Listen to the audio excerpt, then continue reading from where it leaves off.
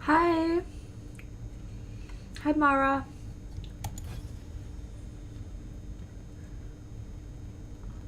Oh.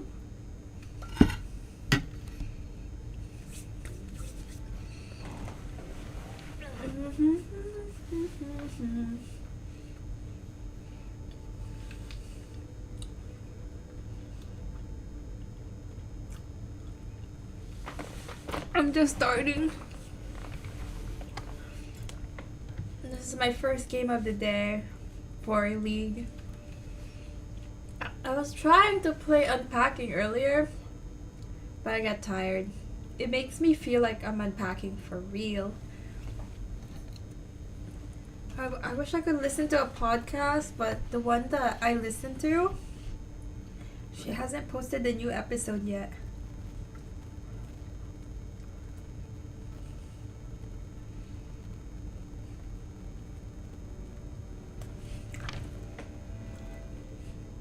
Pretty good, how are you?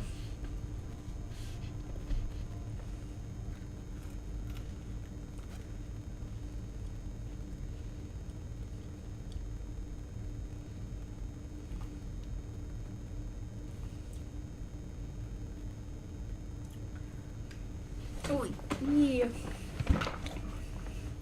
Do you work today? Do you work or go to school?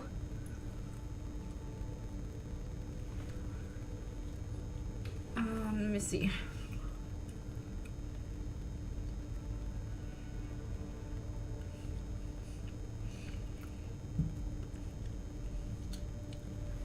I was gonna do something, but I forgot. Go school. What grade are you in? But I haven't gone to school in a while. Oh, my glasses.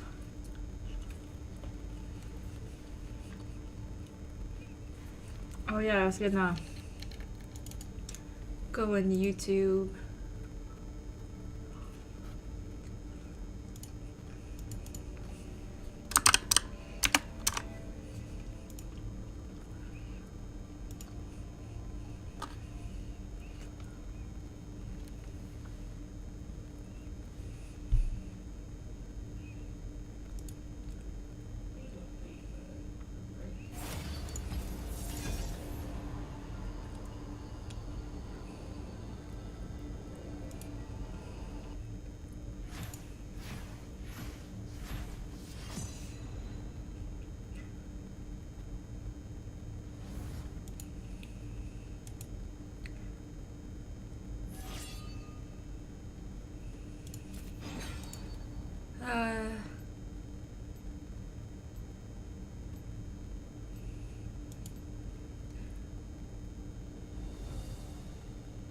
What the freak?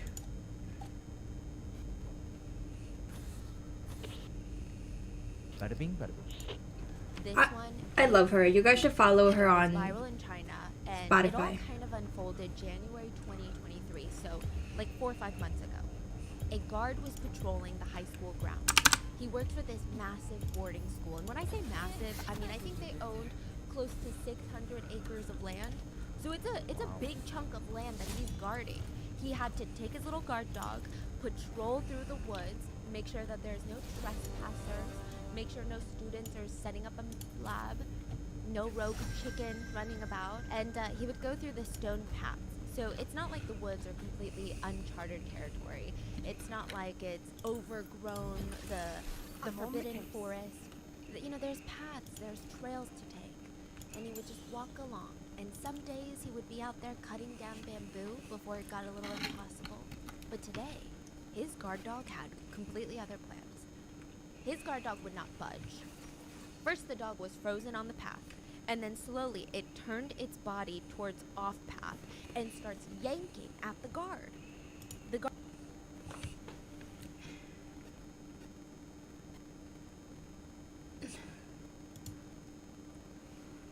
Murder, Bacon, a mystery episode, and I'm so excited because I feel like I don't usually listen to Baking a Murder because they're fictional, but I will listen to this while I'm playing my game. after Thanksgiving, after Black Friday, after Cyber Monday, this is what you need, a good old murder mystery.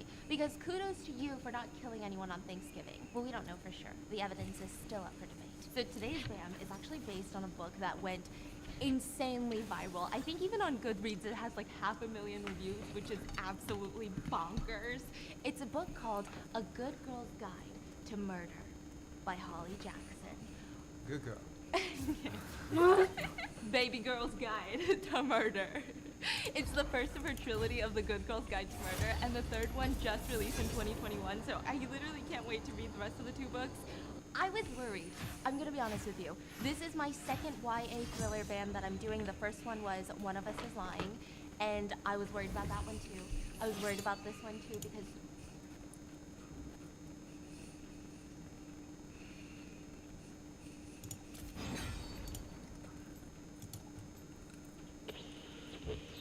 Bada bing, bada boom.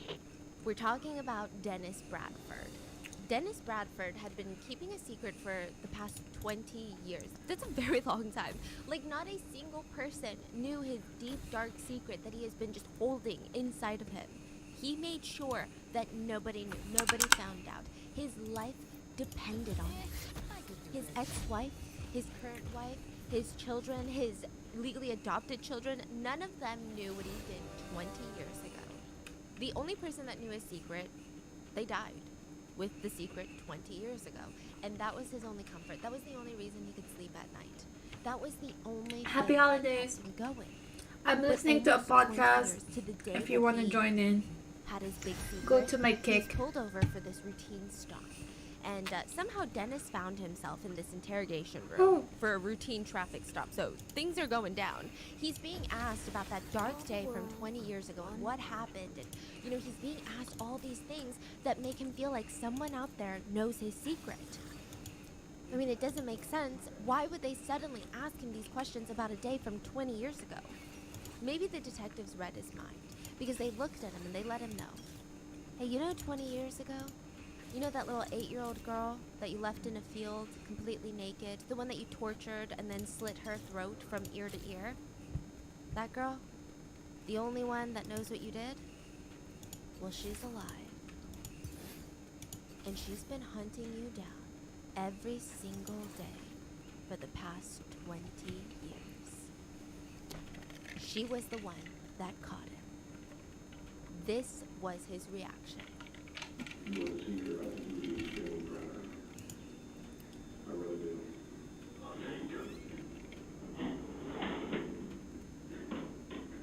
She's alive. She's alive. She's alive. Let me tell you, she's alive.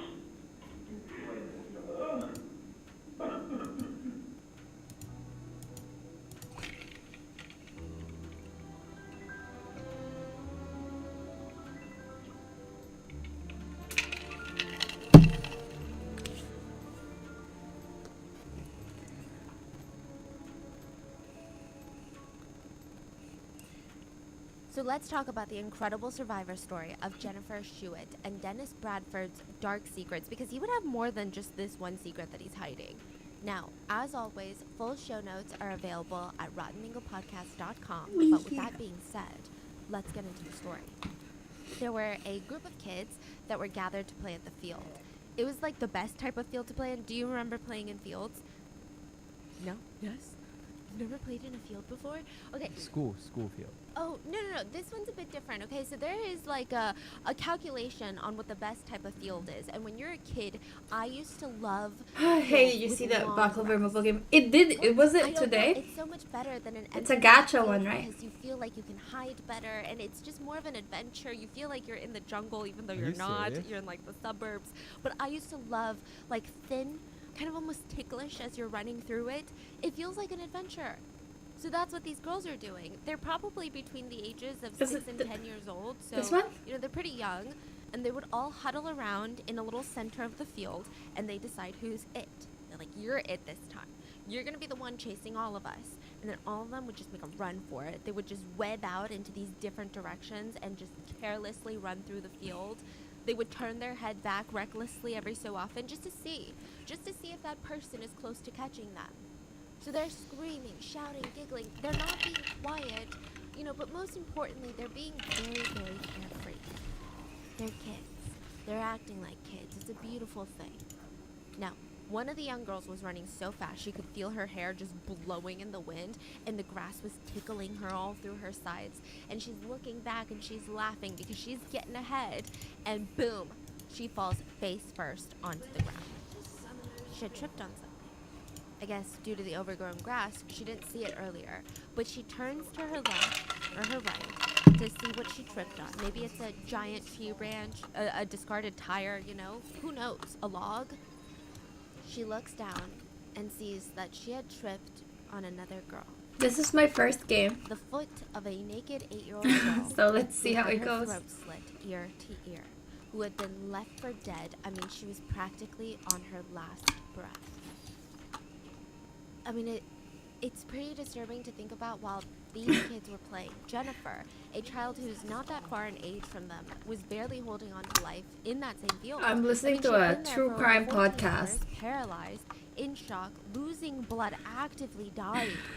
And Jennifer had tried to move, you know, for the past 14 hours she tried to move, she tried to sit up or at least crane her neck to see where she was, but all she felt was stinging all over her body. She was frozen, she couldn't even roll over. It's like her body was Is still it too much? unconscious and her mind-body connection had been obliterated.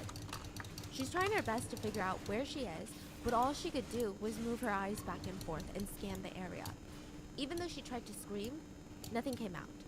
It's like one of those nightmares where you want to scream, nothing's pushing out, you feel this strange sensation. So Jennifer is able to force her right hand to her neck, to her throat, and it feels so weird. There was something thick and wet on her neck, and suddenly she felt pain. She lifts her hand in the air and she sees blood, like a whole lot of blood. Jennifer's arm went cold. I mean, it collapsed. She went cold again. I mean, all over her body, there was just wounds, tiny wounds everywhere. You know where she had been left in the field? Someone had discarded her on top of a fire anthill.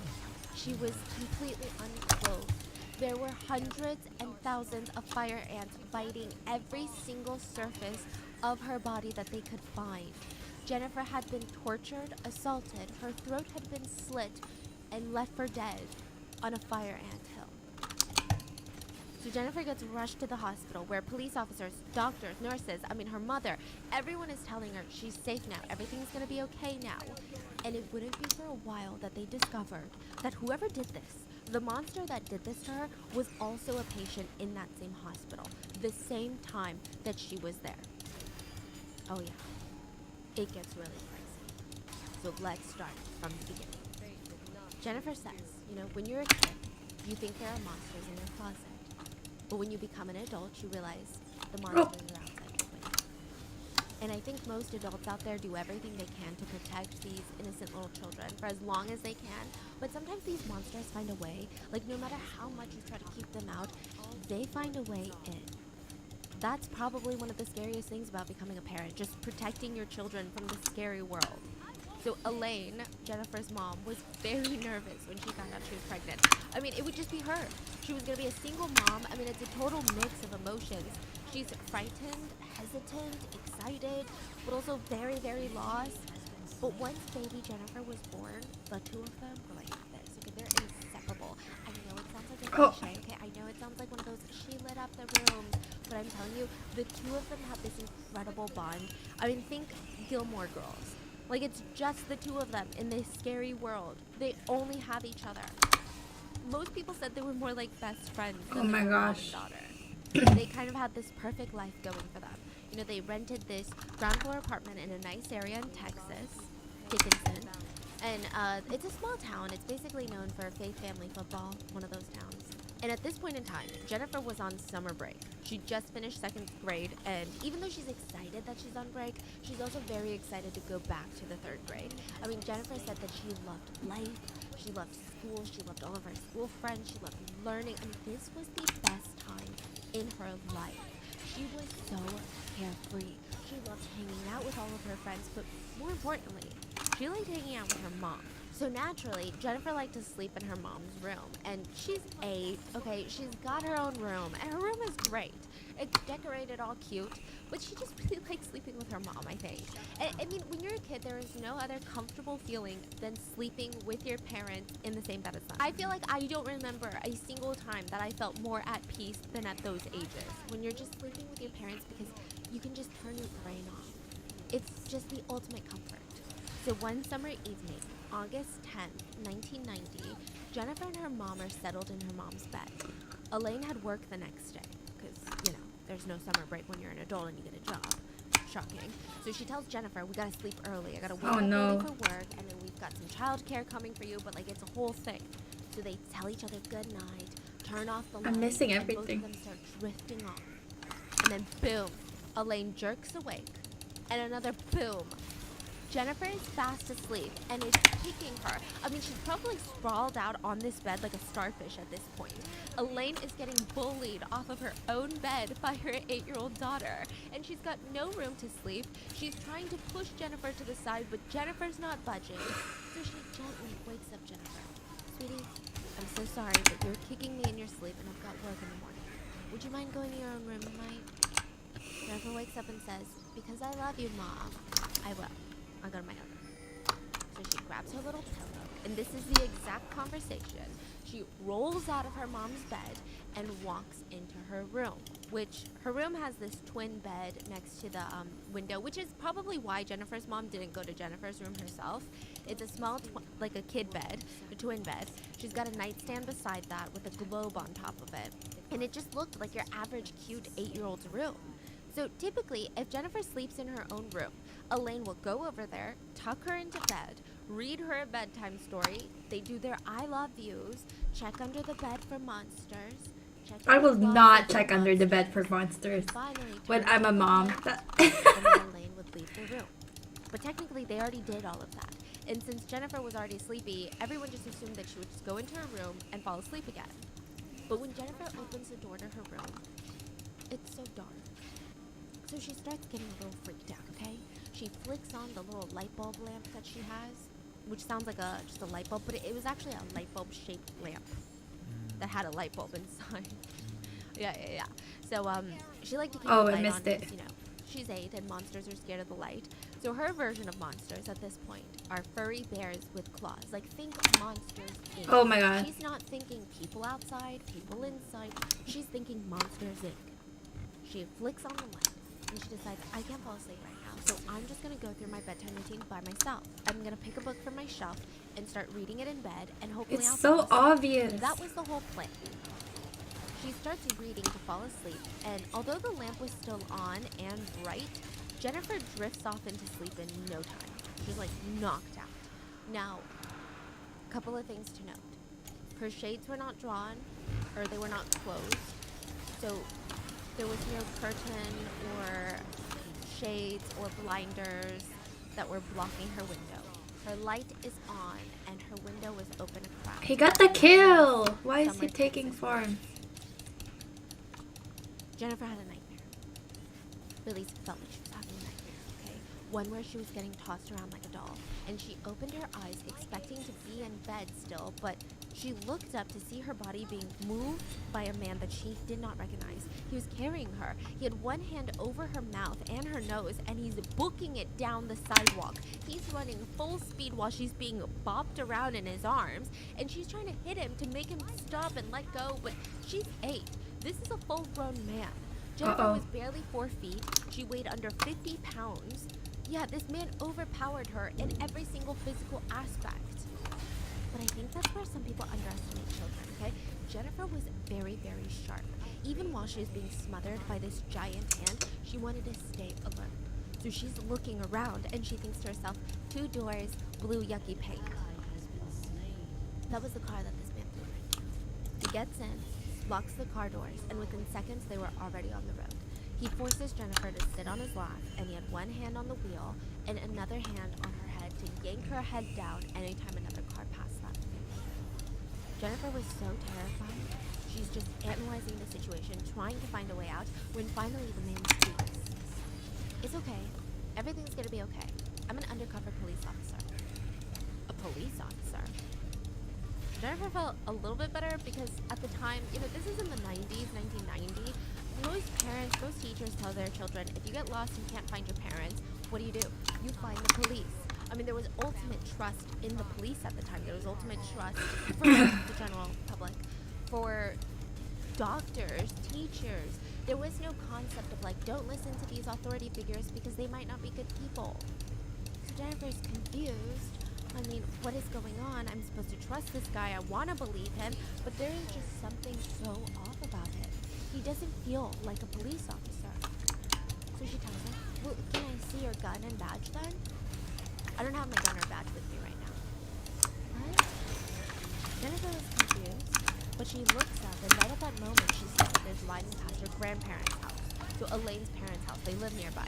And she's eagerly telling him, oh, that's my grandparents, you should drop me off here. You need to drop me off because they can help me. If you're a police officer and you took me because I'm in danger, you need to drop me off with my grandparents. He didn't stop driving, and Jennifer realized if he was a police officer, surely he would have taken her to a trusted family member's house, right? This is the moment that Jennifer started to believe that she was being kidnapped. But she didn't just panic, she was quick on her feet. She remembered looking at him and repeating in her head, glasses, mustache, yucky hair, scar on face. Suddenly, the car stops moving, and Jennifer pops her head up, and she sees that the stranger pulled into the parking lot of her elementary school. Did he know it was her school? If my kids think there's a monster under the bed. But he tells her, and it's very strange. He tells her, look out the window. We ain't looking. When the moon That's changes so colors, scary. your mom will meet us here to pick us up. Mind you, Jennifer has never seen the colors of the moon change before, so what does he even say? She tries to stay hopeful, though, and she stares out the window, just waiting for the headlights to approach. But they never approach. I mean, it felt like an eternity that she's waiting for her mom. Later, it's suspected that he was using this time to psych himself up for what he was about to do next. This is just bronze, He kept so it's gonna be really slow. Jennifer knew better. She's like, no way, absolutely Look at the not. farm. A stranger giving me candy? Nope. And she starts trying to think of a way out. Because it was clear to her that there's no headlights coming. Her mom's What's not. going on here? This man's not a police officer. And even if he was, that would have been scarier. She realized she was in extreme, serious danger. He starts driving the car again, and he goes down this gravel road while he tells her, well, your mom's not coming. Jennifer's trying to self-soothe because while this is happening, she has no idea what's going on. She doesn't even know what this man would want with an 8-year-old little girl. Uh-oh. She tries not to panic, and she makes it her mission to just remember everything. She remembers seeing cigarettes, Marlboros, the red and gold ones, empty beer cans, bottles. She remembers all of this. And then finally, the car turns off, and the man pulls her out into this overgrown field with tall grass. He lunges for her throat and holds a knife up to it. Am I scaring you, little girl? Am I scaring you? She said he dropped the knife and started choking her over and over and over again. She was completely blacked out, and when she came to, he would choke her again, and she would black out, and it felt like he was trying to kill her. It didn't even feel like he was just Where's trying to the strangle her, Whamus? but he was full on trying to snap her neck. That's how she felt. She lost consciousness again, and during this time, we later find out that she was brutally assaulted. And the next thing that she felt was her body being dragged through the field by her ankles. She was barely able to stay awake at this point, let alone even fight back or even move or talk. She felt him drop her legs and walk off. He had already slit her throat at this point. His car door slammed and he drove off, just leaving her in the field for dead. Any time that she woke up and tried to figure out what the hell was going on, she would fade out into unconsciousness again. She said, I would come in and out of consciousness, and every time I would come to, I would just be in disbelief that I hadn't died yet. Now, before she knew it, the sun was rising, and it's the next day already. Jennifer could feel all of these little stings and nips all over her little body, and she felt these things crawling and biting her, and she tries screaming for help. Oh my But that's gosh. when she discovers that big gaping wound What the with heck? a hole in her neck. Her hand was covered in blood. Anytime she tried to hold her neck together, whether from What shock was or that? pain or from loss You of got blood, mad at me for that? drift back into darkness. This kept happening all day long.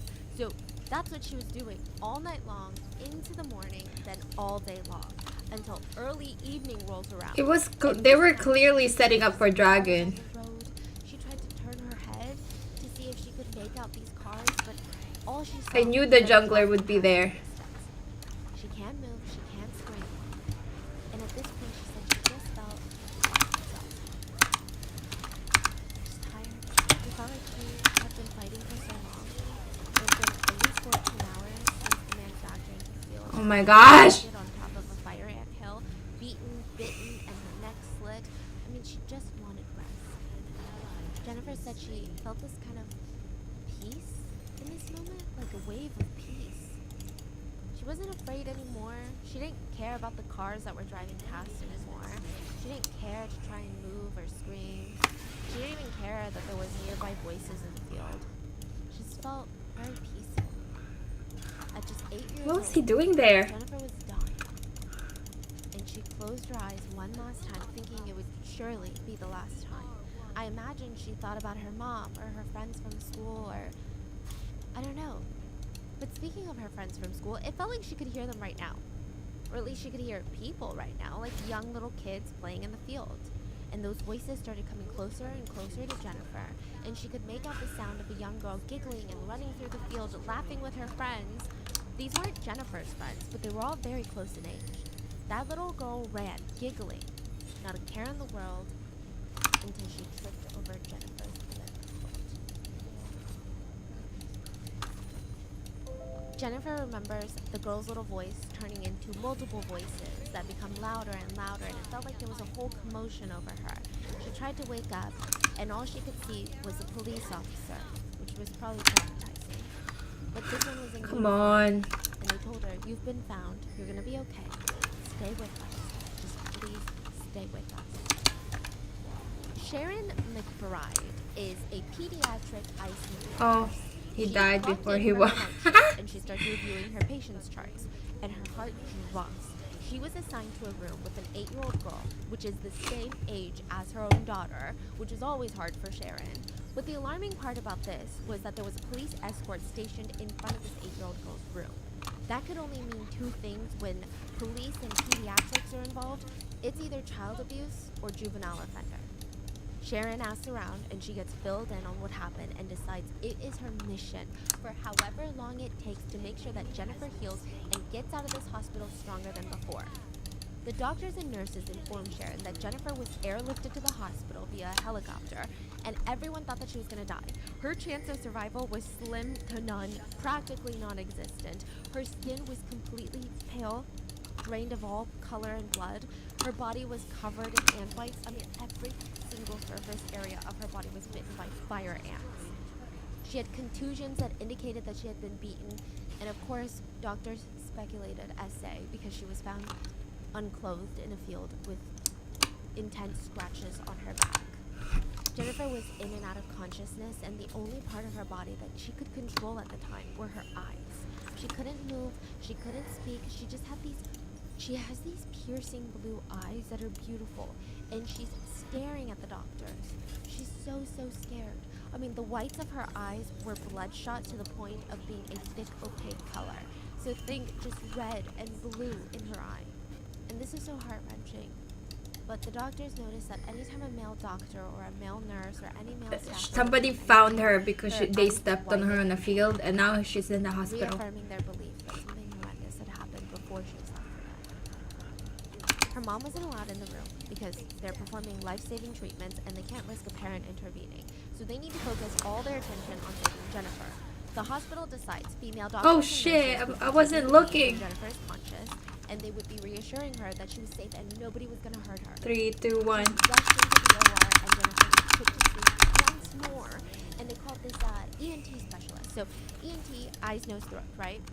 Or ears, nose, throat. And because Jennifer's Oh my gosh, lungs, I healed. that's why she couldn't scream. I mean, it was a genuine miracle that this laceration on her neck It's the missed burn. all of the major blood vessels. If the knife had gone any deeper or had cut That's so any stupid. wider, it would have I was resulted looking in a up. practically instant death in that field. I didn't Because realize all the she's vital fed, blood or vessels she in just that got neck fed should now. have bled out instantly. So, yeah, the doctors work to ensure her airway is intact and that the bleeding has stopped. But it's not a day to celebrate. Like, it's not a good day. Every single medical professional in that OR knew that Jennifer would never be able to speak again. The trauma to her throat was so extensive, it slashed her voice box. Her vocal cords were slashed in half. There was just no way. So being caught up to speed, Sharon was adamant that she was going to do whatever it takes to make sure that Jennifer feels safe. Nurse Sharon. She's not going to allow anyone to re-traumatize this young girl. Sharon would slip into the room and watch Jennifer even when she slept. And she just could feel all these tears threatening to come out because all she can think about is her daughter at home. Like, who is doing this to someone this young? Sharon was a seasoned nurse. Whenever she was scared or emotional, she never let it show. She said standing there looking at Jennifer, the fact that this little 8-year-old girl had suffered something like this horrendous trauma. Oh shit. My heart aches for her. Oh my, it's always me. How was this going to affect the rest I of hate this Annie. So no matter what Jennifer was doing, Sharon was always in her room. Even if she was sleeping, even if she was eating, Sharon literally never left her side. I just died from that Jennifer's bear. mom was also She allowed to be she there ran now, it back and she was put it on beside me. herself with grief and ache. She had woken up the next morning to get ready for work. She slowly opened Jennifer's door, expecting her to still be fast asleep. But instead, her bed was empty. Jennifer was nowhere to be seen, and the window was wide open. She called 911, and she had not stopped searching for Jennifer until she got the call that she was in the hospital. And now, just like Nurse Sharon, she's not going to leave Jennifer's side. Sharon quickly becomes one of the first few people that Jennifer trusted. So Jennifer later said that she was very difficult to deal with in the hospital. She said, I had a lot of male doctors. I was scared of men now. And side note, the man who assaulted her told her he was a police officer, and she said, I learned in school that police were good. The man that hurt me said he was a police officer, and he hurt me really, really bad. So in my eyes, who's to say that these doctors can be trusted? Like, at that point, everyone was a suspect in my book. At one point, she even kicked one of the male doctors in the stomachs to get him away from her. And she was just in this constant state of fear and panic in the hospital, which is not good for your recovery. Oh Now, shit. just to clarify, in case I forgot to mention, Jennifer was Nice. able to move now after her operation. She was actually Oh, never shit. paralyzed in a sense. It was just fear, pain, and trauma that prevented her from moving because her body went into ultimate survival mode. So she's like kicking these male doctors, which a lot of them were not offended. They just felt like it was good. It's improvement in her situation. It's her recovering. She's got strength. She's a fighter. Even just looking into the mirror, though, was traumatic for Jennifer. One of her uncles brought her this Tinkerbell makeup set as a gift while she was in the hospital. And Oh. that's how she saw herself for the first time. She saw blood vessels were bursting in the whites of her eyes, and she just said she felt so ugly. That little girl that she saw in the mirror, she's like, I don't know who that girl is. That's not me. I mean, this has been so Oh no. and disorienting for her. Like, her reflection was a literal stranger. I'm so bad. So, Jennifer's mom. To and be her fair, dad, they would he be was pivotal walking in away when I catching her arrowed, so we Jennifer. didn't start the This is in fight right Dickinson, away. Texas. Like I said, very, very small community. We The wasted police are like, we need to catch you to this some Jennifer stun before time, everybody starts but at least- freaking the fork out, and we don't have much to go off of. So right now, we've got Jennifer's pajamas that were found in the field. We've Is got he a not blue oh, he's not t-shirt doing and well. men's underwear that was also discarded nearby in the field where Jennifer was found. But at this point in time, I know you're like looking at me like, that's amazing, that's all you need. In this point in time, DNA evidence was not specific enough to ID a suspect with such a small sample. Like DNA back then, you would need like a blood sample. You would need like a, you know, a genuine sample. So these things, they would be kept in evidence, but there's nothing that can be tested that could tell them anything. So it's pertinent to the police that they catch whoever did this, because there is a danger out there to children.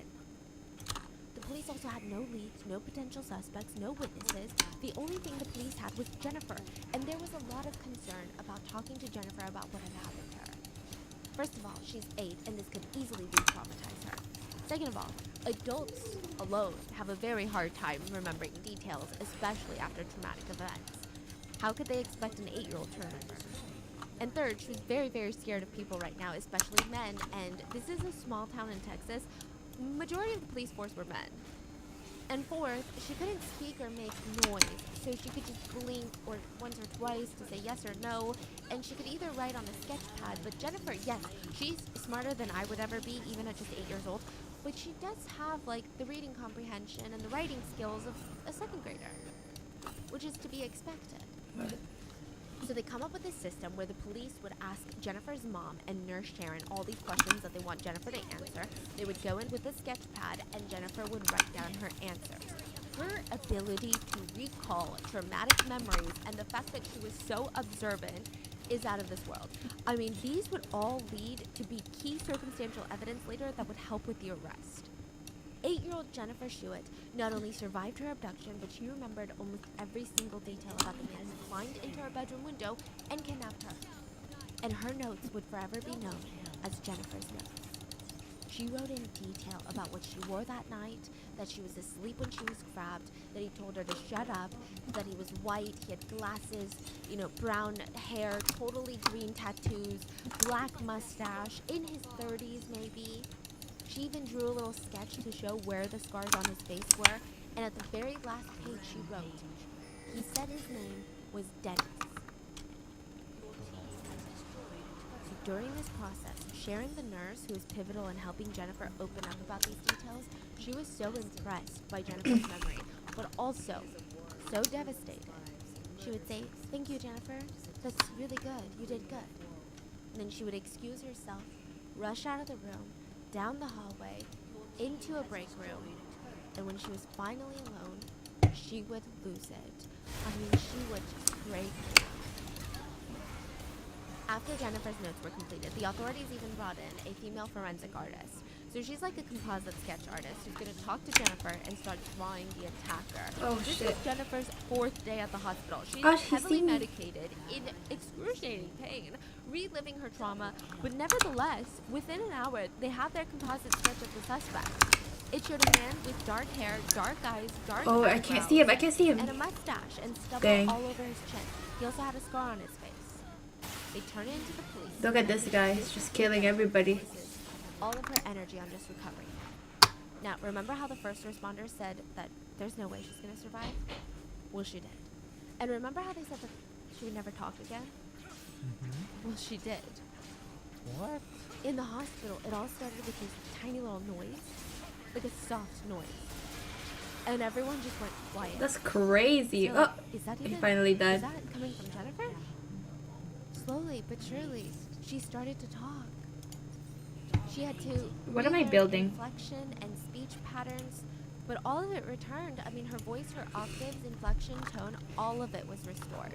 She was proof that the impossible was possible. Jennifer now jokes as an adult, and I haven't shut up since. But even though she's defying all these odds, okay, it's still very scary for her to go back to the normal world because her attacker is still out there somewhere. What if he comes back to finish the job? There's What if nobody he with comes her. back to make sure that she will never be able to talk about it again? Oh no. Nobody would have blamed Jennifer if she wanted to move, if she never wanted to leave the house again, if she wanted to switch She's schools gonna or burn. states. But she started 3rd grade at the same time all of her classmates did. Yeah. She went straight back from summer break to Yeah. school. Mm-hmm. They didn't move. I think they moved apartments, but not towns. So Jennifer got closer and closer to how her life was, but the police are getting further and further from catching the attacker. Days turned into weeks, and you know how it goes. It's a cold case. Jennifer's an adult. She's no longer that 8-year-old girl. Which, side note, I know I'm making it out to be like, oh, Jennifer is so strong, which she is. Oh my gosh, she's so strong. But she also went through a lot. Like, this was not an easy road where she's like, okay, guys, I'm just gonna go back to school now and be fine. She Oh, I remembers missed. being a child, she would lock herself into the bathroom for hours and just stare at the big, ugly long red scar on her neck. She felt like she did something to deserve this attack. What the She heck? couldn't participate in I PE didn't realize the Baron was hitting us. because of her I'm airway. so bad. So she would have to go to the nurse's office, and she would sit there while the rest of her friends. Oh, he's were almost scared dead. of There you go. parking lots, of windows, of No. going to sleep, of the dark. Oh, She wow. had anxiety, Ah! panic So attacks, close. PTSD. Most nights, she would just sit up for hours at night, just trying to calm herself to sleep. This is Chicken what in an him. 8-year-old is going through, while the case goes cold. The only news that she would hear periodically was that her case was being reassigned to a different officer. This is very bureaucratic. It's like a new officer comes in, and they're like, oh, well, you get this case, and nothing really happens. And it's a pretty shitty and scary feeling knowing that the person who did this is still out there. But Jennifer, she's trying to move on. She starts working at a public Oh. library during college years. She had a really strong maternal instinct. Her title, everyone nicknamed her the children's librarian. Kids just gravitated towards her. They loved her. And she just wanted to have kids one day. That was her dream, to be a mom. So she falls in love with this man, Jonathan Martinez. The two of them get married, and Jonathan was like the man of her dreams, the one that she wanted to have children with and start a family with. He was like the biggest cheerleader. He knew everything that she went through to be who she is now. She had to learn to be less afraid of the dark, to sleep alone again. She had to unlearn her deep-rooted fear of men, like even doctors and police and men in her life that she could trust. She had to unlearn that fear. Everywhere she went, grocery store, park, anywhere, she would constantly scan all the Oh, men's no. faces, looking for anything unusual. She said, it could have been on your neighbor, or someone at the post office, someone at the grocery store. I never knew. Is he watching us? Is he going to come back and finish me off? I never knew. This is what she would have to go through every day for the rest of her life. But Jonathan was helping her through it. Even when she was diagnosed with hydrosalpinx, something, at just 25 years old, he was right there with her. So if you're wondering what that is, it's a condition where your fallopian tubes are blocked and they're filled with fluid. She was told by her doctors that it was due to complications as a result of the essay when she was 8. And because they're blocked and filled with fluid, she may never be able to conceive it. The doctors told her, even with corrective surgery, your chances of becoming a mother naturally are slim to none. So this devastation just starts hitting again. Like, she's finally moving on from everything that's happened, and boom, her life goal, her life dream to have a family has been shattered. Devastation doesn't even begin to describe how Jennifer felt. The man who did this to her is walking free, and she is dealing with the consequences that he forced upon her. An infertility diagnosis alone is very, very traumatic for a lot of people. It's life-altering emotional news. But the fact that Jennifer's infertility was directly caused by the fact that she was... I can't even imagine the sheer amount of rage and anger I would have felt. Like, I don't even think I would be able to function from the hatred I would have for the world and for life. So while she's in the thick of these emotions from this diagnosis, she gets a phone call from a man named Tim Cromie. Tim Cromie was the new detective that was in charge of her case. It had been 18 years since her attack. 18 years. I mean, she's all grown up now, and here was another officer taking a look at her case. There had been so many before him that took a look at her case, and what? Nothing happened. I mean, it was more painful to even convince herself that this one's gonna be different. But there was something about Detective Cromie. He called Jennifer personally to let her know that he was taking over and he wanted to meet her in person. It was the first time she was requested to talk to a police officer about her case. They met for the first time at the police station, and honestly, Jennifer was frustrated, she was upset, and she let it out. She thought to herself, here we are 18 years later, like, what is this guy gonna do?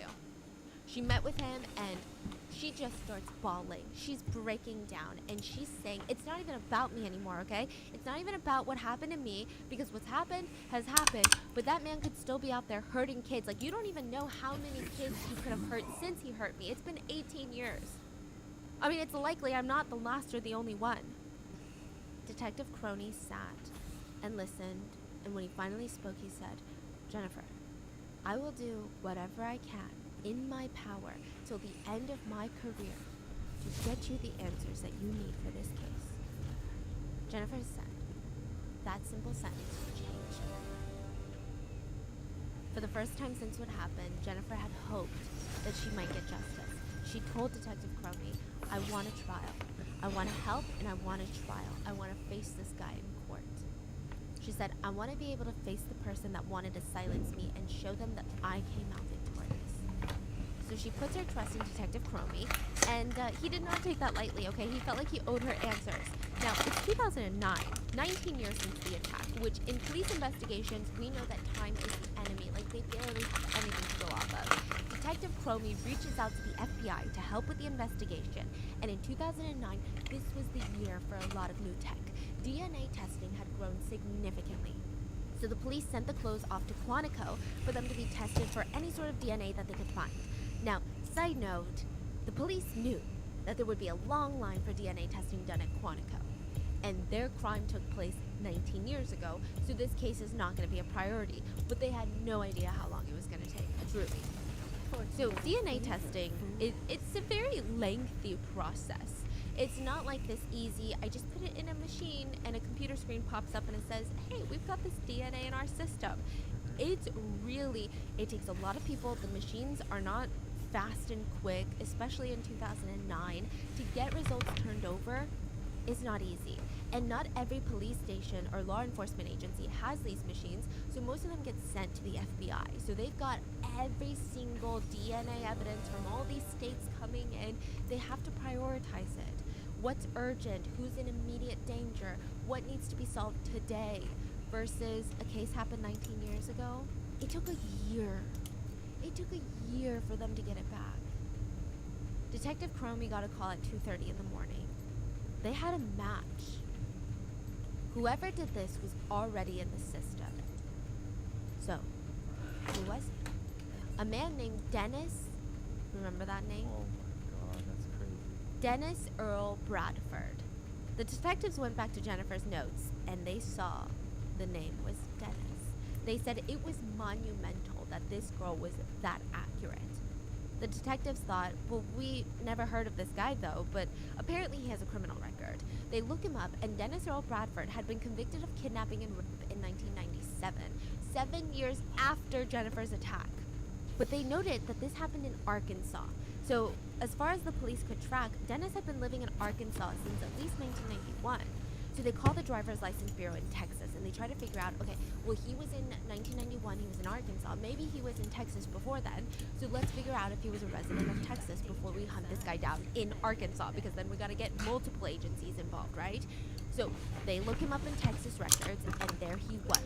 They were even sent a picture of his Texas license ID picture from back when he was a Texas resident. Their jaw hit the floor. Remember the composite sketch? They said this was the most accurate composite sketch they had ever seen in their entire careers. It looked like the sketch artist had drawn the picture based off of Dennis's driver's license photo. Wow. And the fact that an 8-year-old girl did this, I mean, the details were spot on. It was insane. And when Dennis was in Texas, his residential address was in Dickinson around the time of the crime. Dickinson. In fact, from Jennifer's apartment window, you could probably see his residence. He only lived a few blocks away. So let's get this Dennis guy, okay? Who even is he? Let's backtrack a little and dig into who this guy is. And there's not much on his childhood out there, but he would have been 20 when he attacked Jennifer. Soon after, he moved from Texas to Arkansas, and we know that he got married at 21 years old to an 18-year-old Lisa, and they had 2 kids together, but the marriage would disintegrate. He was a bit of a binge drinker.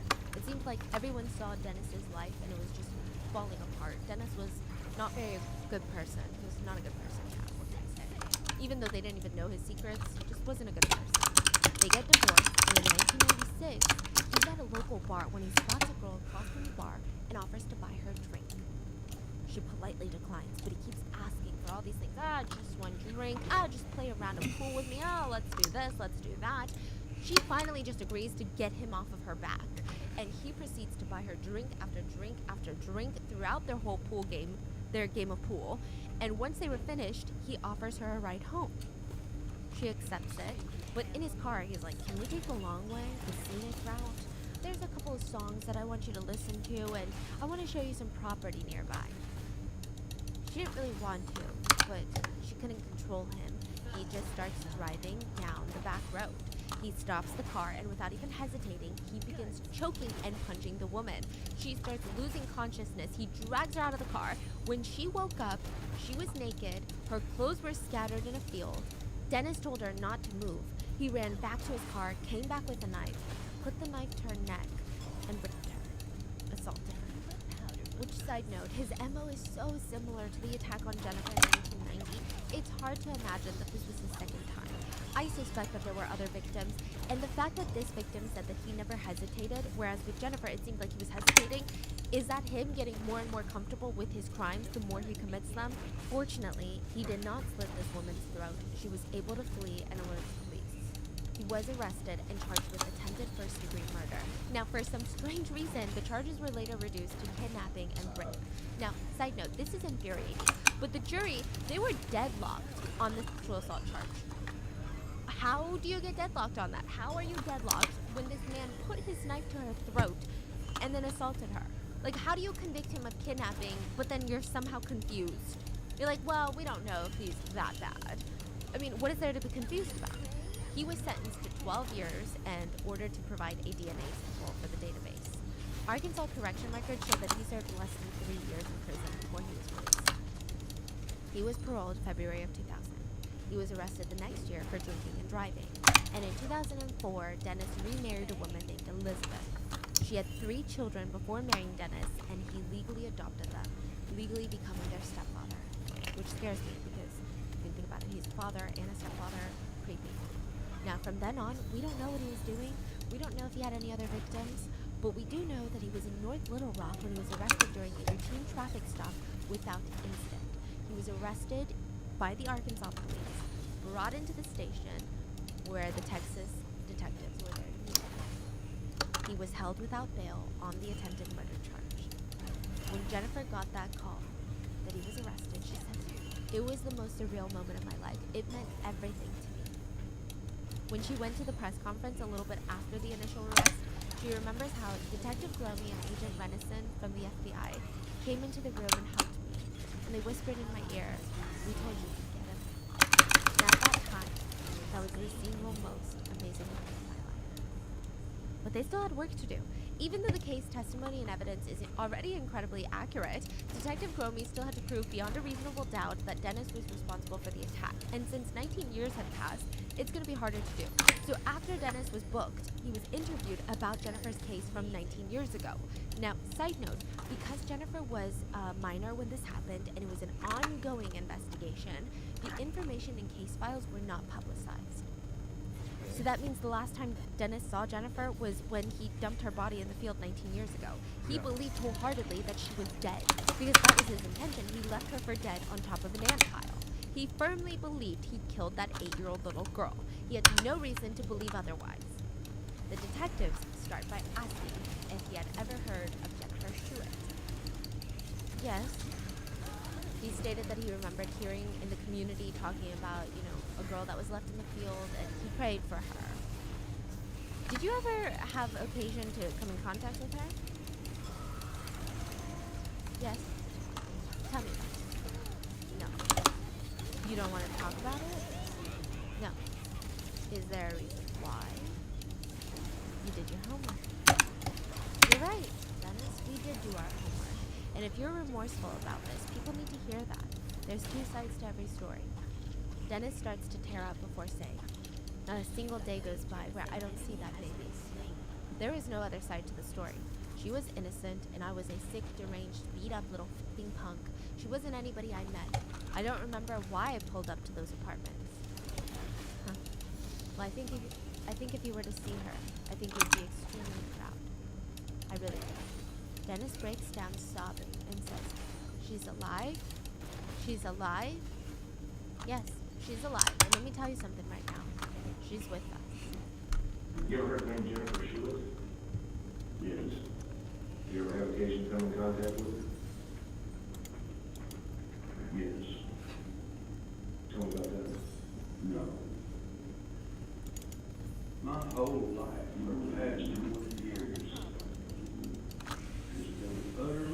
Yeah.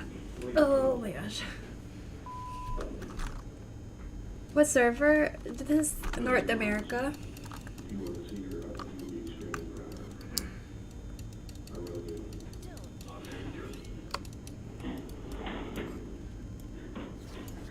She's alive. She's alive.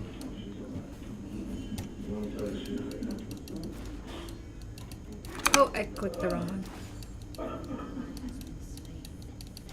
Well, you have no idea how hard I have prayed for this. Of harmony for Christ. But I have Oh, no idea if it wasn't about 2 days with your Halloween. Then I'd do it all. Dennis explains he was randomly driving around that night and pulled into a random lot, and he stated, I walked over to the window. I remember it was open and I could see in it and the light was on. And I just want this to be over. And I'm sick and tired of looking over my shoulder and being afraid, so forgive me, Mom. I pulled that little girl out of that window and I put her in my car. She was freaking out and I told her, please don't worry, it's all right. I told that little girl that I was a police officer, that everything was going to be okay, and I pulled off into this little road, and that little girl, she was so scared. I just lost it. I was like a savaged animal. I couldn't force myself to say it, and I can't force myself to say it right now. This has been haunting you your whole life, Dennis. Let's hear it. I took that little girl out there, and I raped her, and I cut her throat, and I don't know why, and I've never known. Many, many times, I've just wanted to end it, but I never had the guts. He told the police officer that he used a shotgun to try and end Where's his own life Graves? shortly after what he did to Jennifer, but he decided not to. He did, however, blow a hole through his parents' roof, and he was brought into the hospital after his attempt. The same hospital that Jennifer was in. The same hospital Jennifer was recovering in. Jennifer had every right to be afraid of this guy, because he was in the same hospital. But ultimately, Dennis confirms all the details that she remembered, and he confesses to it all. And Jennifer was so relieved. At the press conference, she declared, I'm not a victim. I'm victorious. Jennifer had waited 19 years for this, and now she focused all of her attention on prepping for this crime. Dennis admits to the crime. He matched the description, he matched the DNA, and they were planning to go for a life sentence.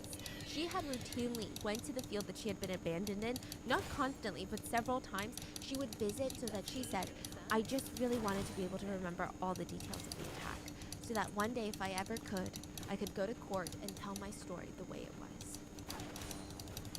Now, he was supposed to appear in front of the judge on August 10th. Jennifer had picked the date.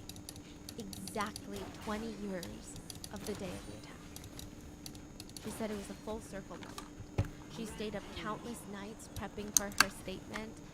She said writing it, erasing it, writing it, erasing it, just trying to perfect it. She had 19 years of things she wanted to say, but she wouldn't be able to do it. Or at least not the way she imagined. hello. She gets a call from Detective Crone, and her heart throbbed. She already knew. Dennis had hanged himself in his jail cell after confessing. He made a noose from his bedding, and there was no signs of foul play. It was definitely... So he died, 40 years old, May 10th, 2010. It's believed that Dennis I'm was a streaming on my serial Kick predator for channel if you children guys and want to adults. see the His game, life was but over the minute he was playing caught. League. More of his crimes would likely surface. He knew the things that other inmates would do to him if he spent the rest of his life in prison.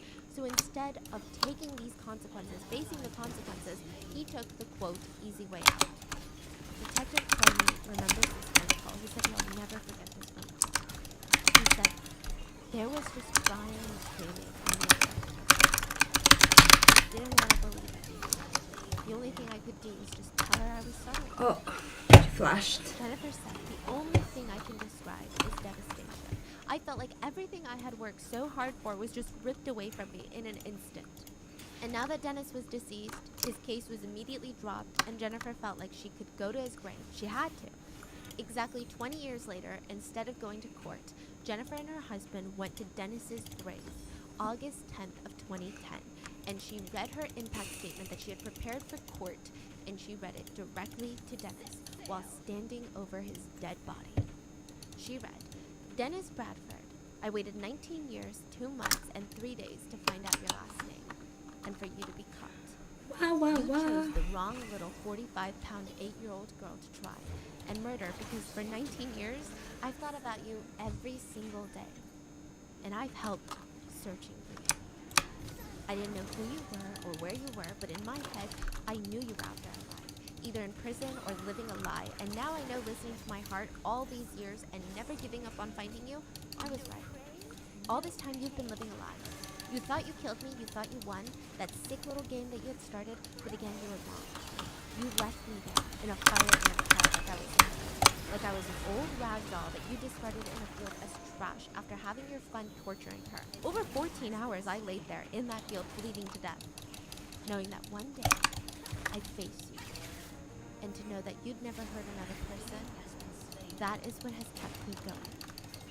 And today I sit in front of you as a 28-year-old woman, and I would like you to know that I'm not a victim because of what happened 20 years ago.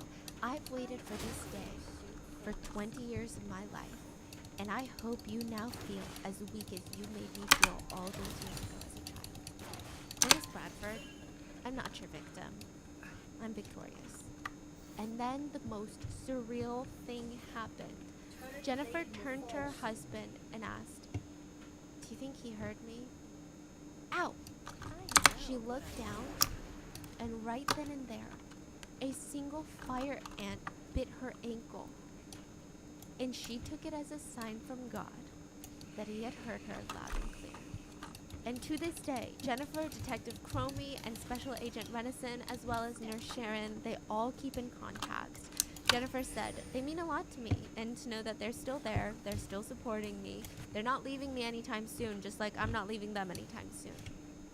But the story doesn't even end there. Remember how Jennifer was diagnosed with a condition that made it nearly impossible for her to have her own children? A doctor heard about her story and heard of her diagnosis, offered Jennifer and Jonathan free IVF. IVF is not guaranteed to work, side note, but just to try, right? What was The couple that? then welcomed 2 beautiful children. That's into so their annoying. family, a daughter and a son, which is remarkable because medical professionals doubted that she would survive. It would take a miracle, they said. Medical professionals doubted that she would ever talk again. It would take a miracle, they said. Medical professionals doubted that she could ever conceive her own children. It would take a miracle, they said. I'm gonna pull it up. And she did it all. And I'm gonna cry. Oh my god. Yeah, she really is a woman that proved the impossible is possible. And nowadays, she spends a lot of her time helping other survivors of SA. She travels to connect with people and to educate people on the pure devastation of these sort of violent crimes. And that is the story of Jennifer Schuett. What are your thoughts on this? I mean, it's devastating. It's so sad, but the fact that she's so strong and we can all smile at the end is something, right? But I hope you guys enjoyed today's episode, and I will see you guys on Wednesday for the main episode. Bye. Stay safe. Not a problem.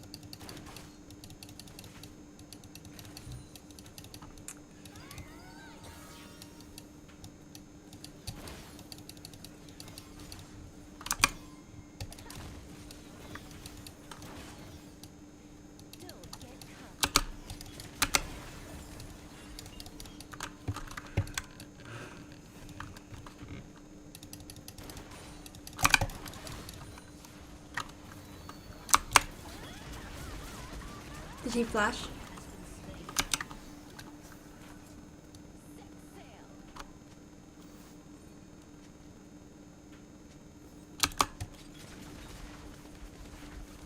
Where'd he go? Oh man.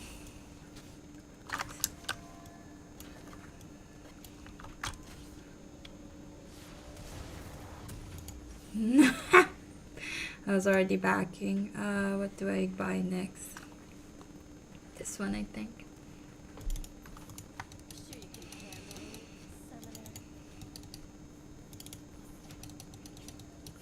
Are we switching? Whoa, whoa, whoa.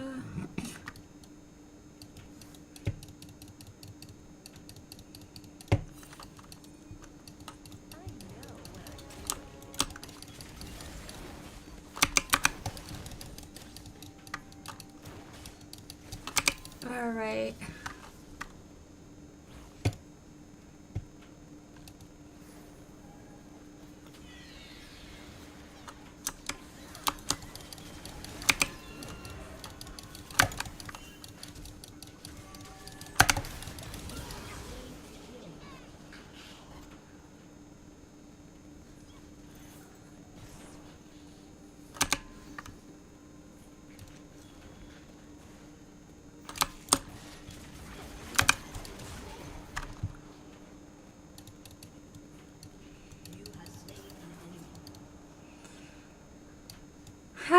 Okay.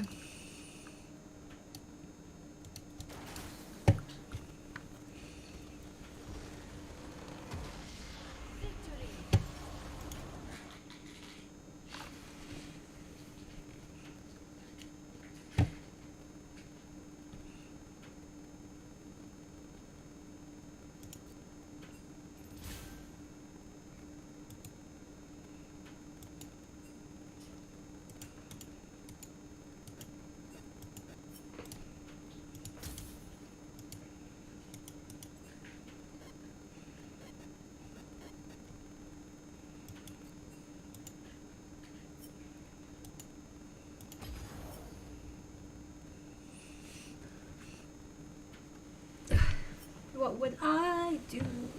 I'm so sleepy. Even though I slept a lot. Need to talk more. Oh, I always forget to check the YouTube chat. It's kind of weird because today I have more unique comments on YouTube than Cake.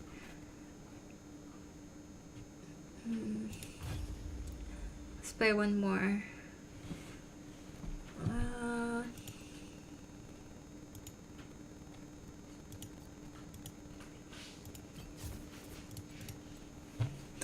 Let's see.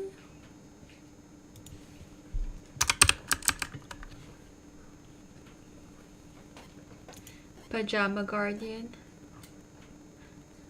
I already have the Star Guardian. Is this discounted? Because I have the other one already?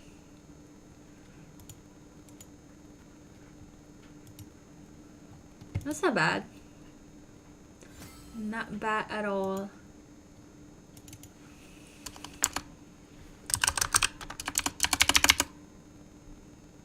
This is only bronze. Hi Ahmed. Hi Don't Trippy. Don Trippy.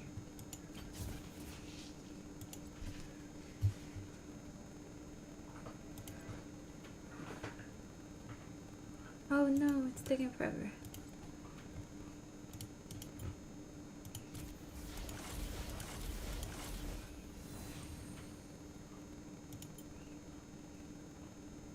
This used to be only 100.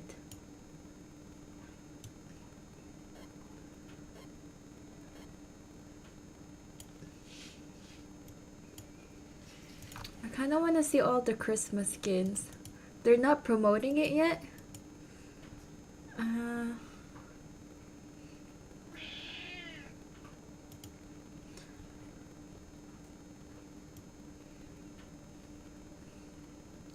Oh, this is from last year.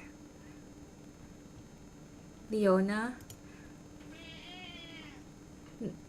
No, this is not from last year. This is from last year. I already got the I already got the one I wanted from there. Oh, I don't have Seraphine skins. Oh no, I can barely afford it. But I think the butterfly one is better. Ah!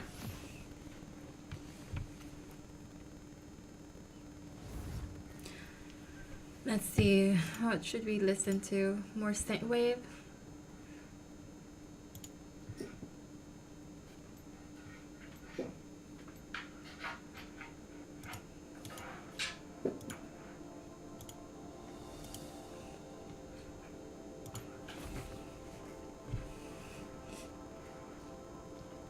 I don't know who to ban. Let's ban Twitch for no reason.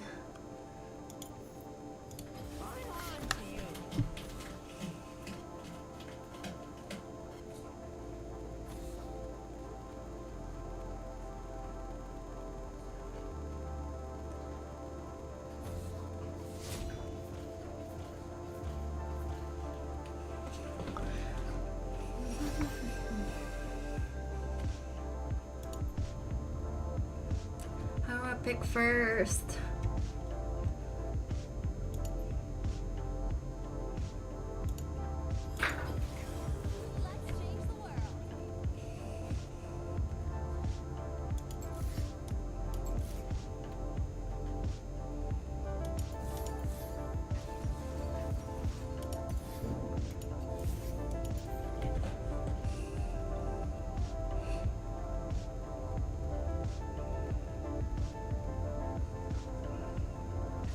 Oh, that's perfect.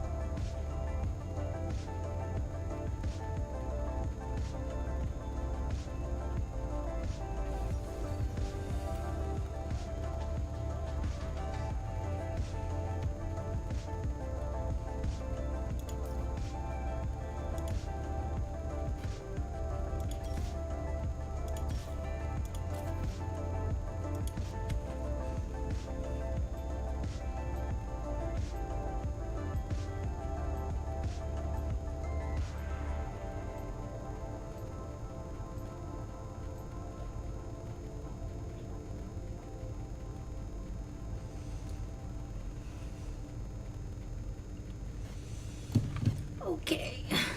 Which one? Ocean Song, Prestige 2 damage. That's a nice skin.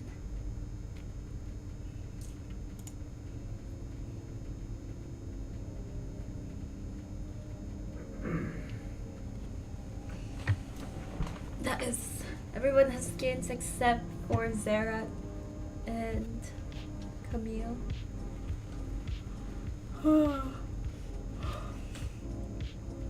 It's probably my last game.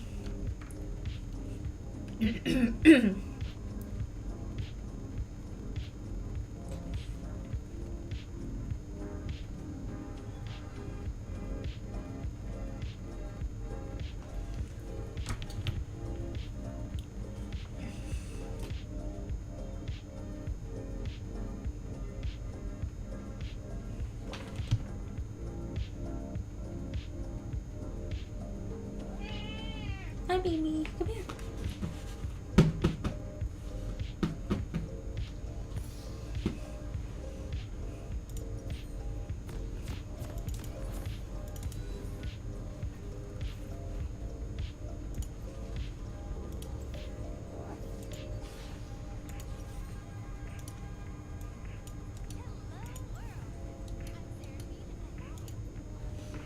Ooh, okay. We're gonna wait right here.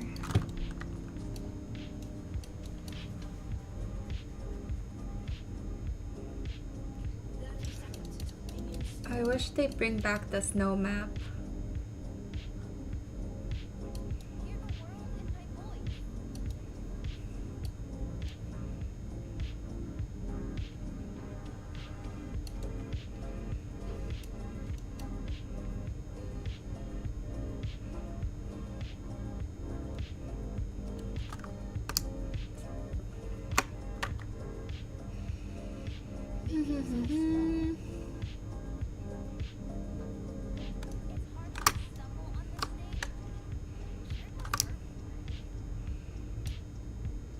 Teemo. That's so annoying. I thought it was tough.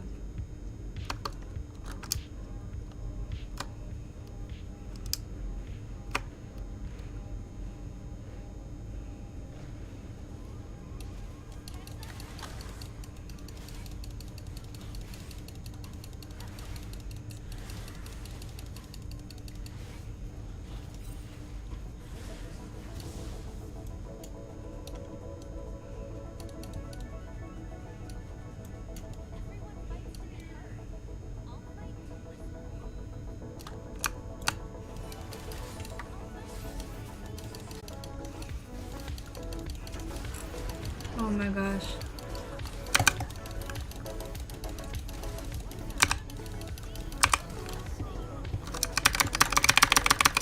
Oh, she's so fast. Maybe I should have gone this way. I'm trying to get into a bush.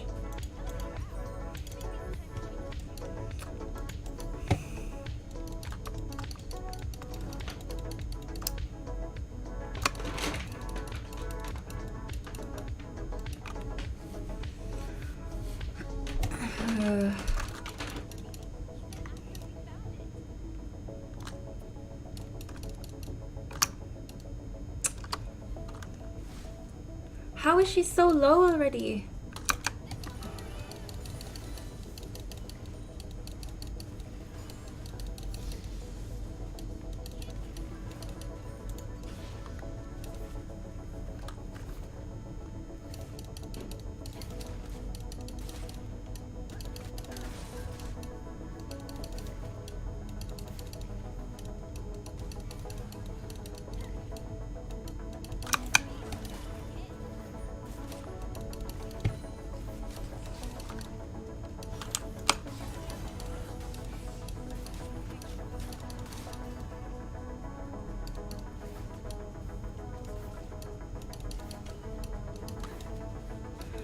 I keep canceling it.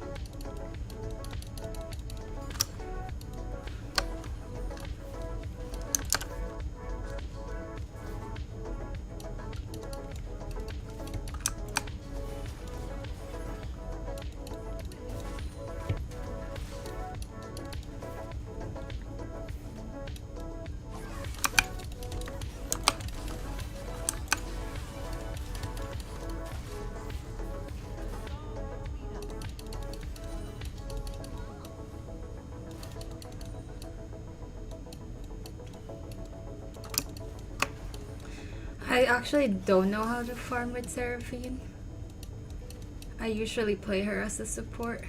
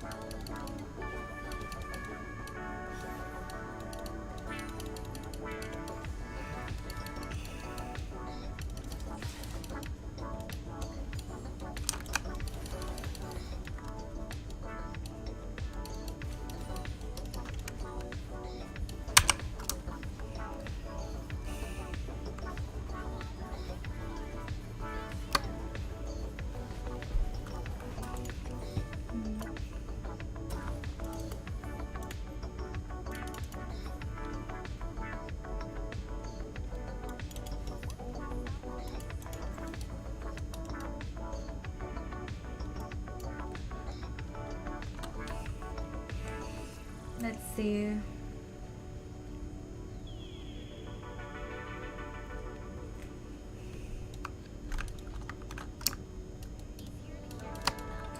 Oh, she farms so fast. Ah.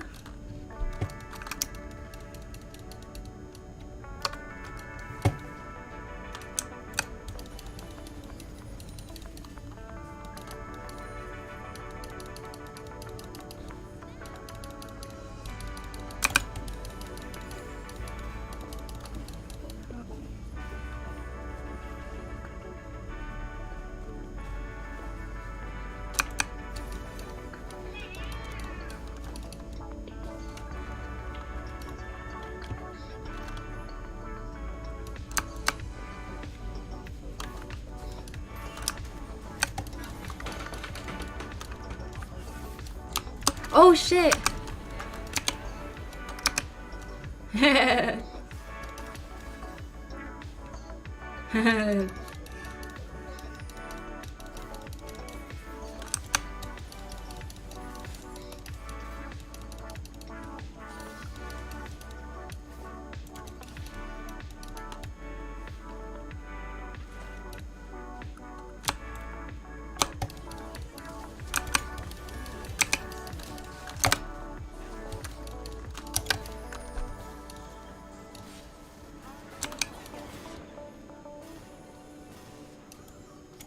It's okay.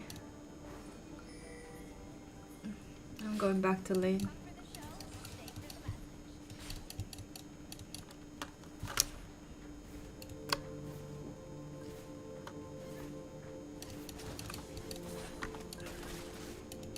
Ah, too late.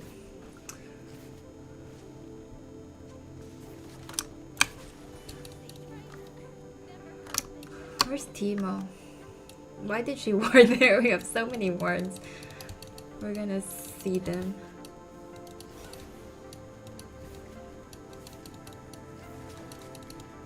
Oh no!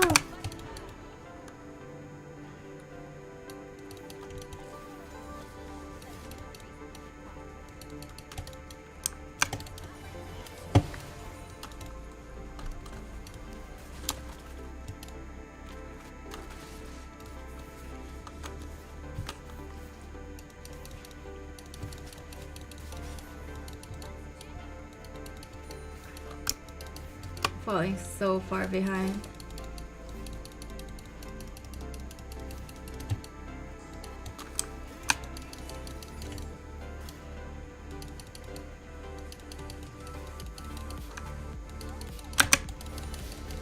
Oh no, I thought I got that.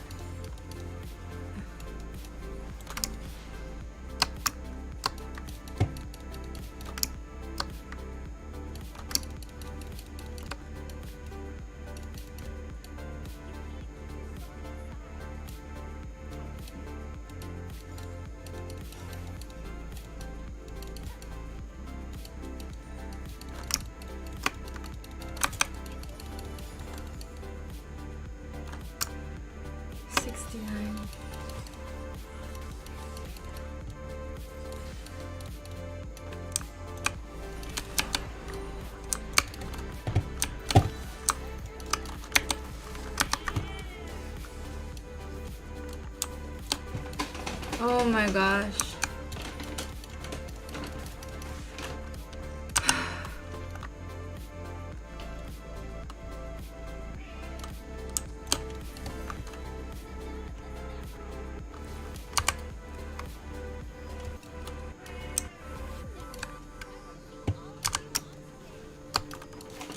Oh shit.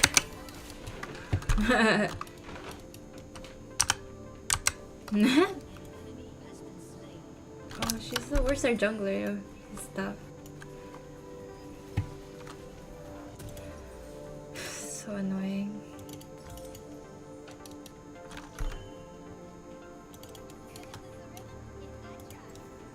Oh.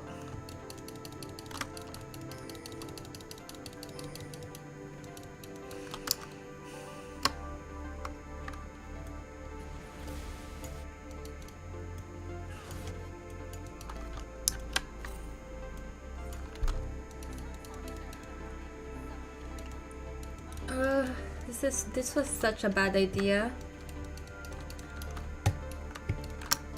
Look, I'm so behind. I should have just played the regular person. So slow, look at this.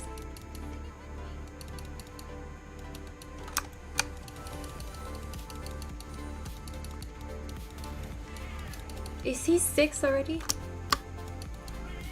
So annoying.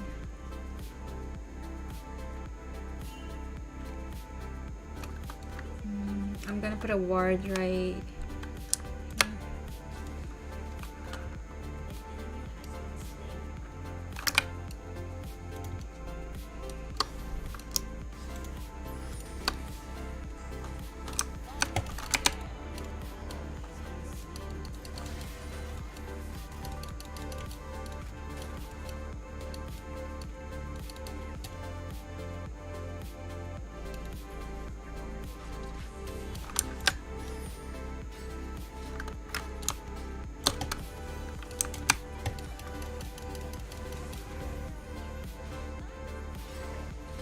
What the fuck?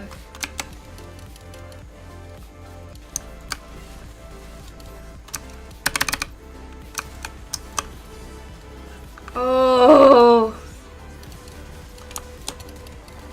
What's happening?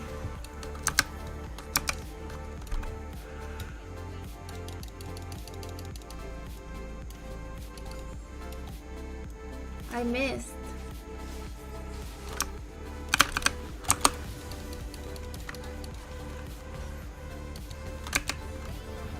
I can't see.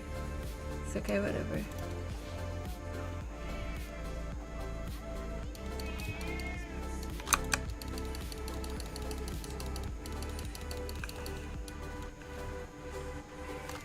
This is so awkward.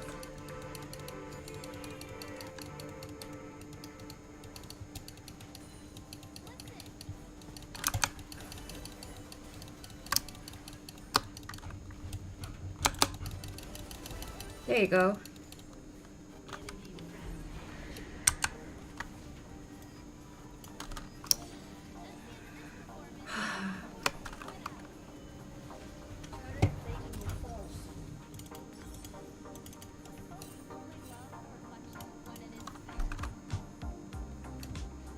Should I go up?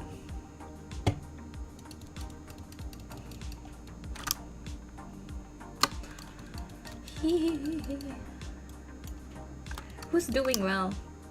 Nobody?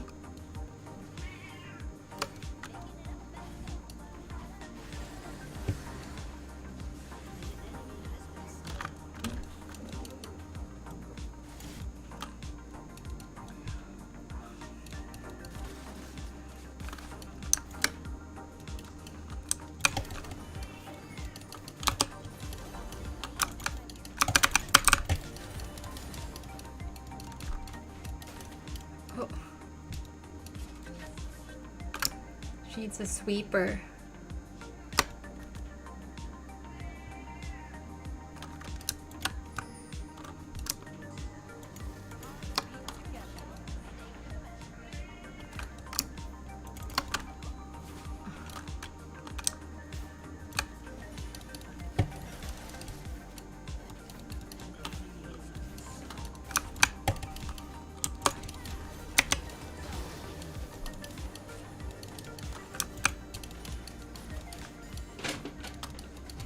Oh, too late.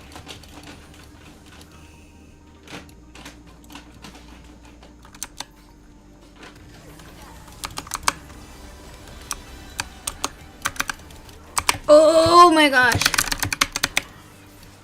Ah, man. She always gets caught by the Teemo. Get sweeper.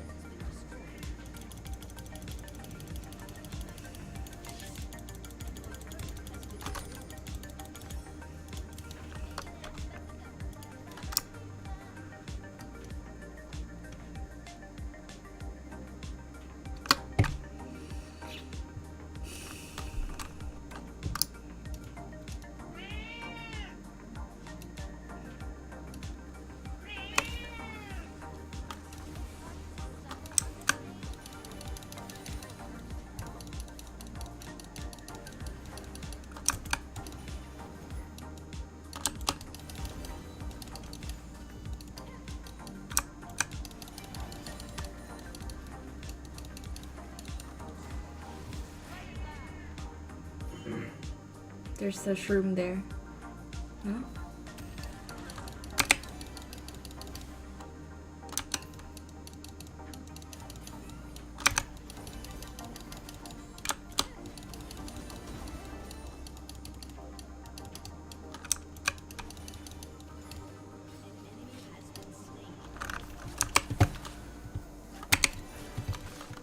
How is the... They're so freaking fast.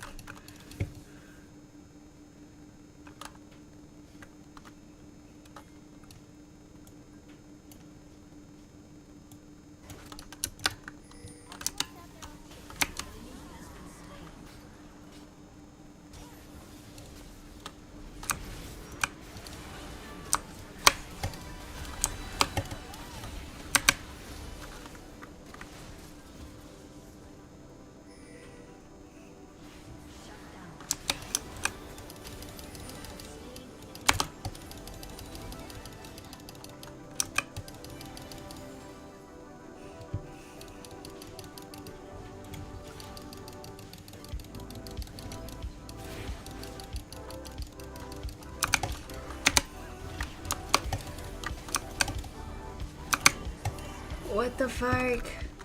Oh wait, where is this Camille come from? What is she doing here?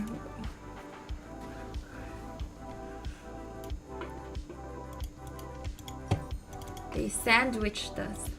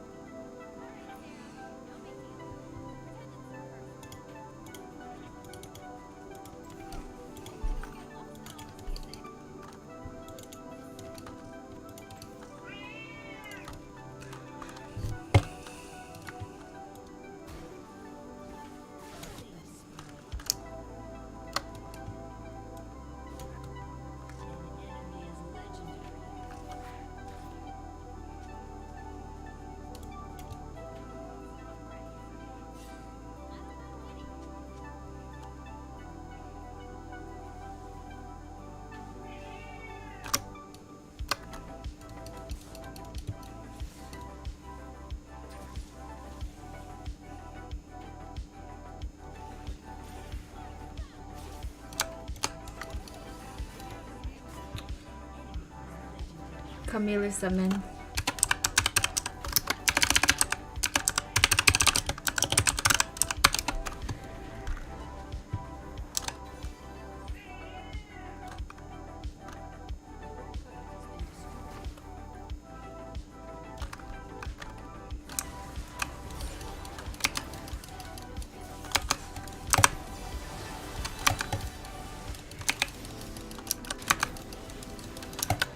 Oh my gosh, go aggro, it's a shutdown. There's 3 of us.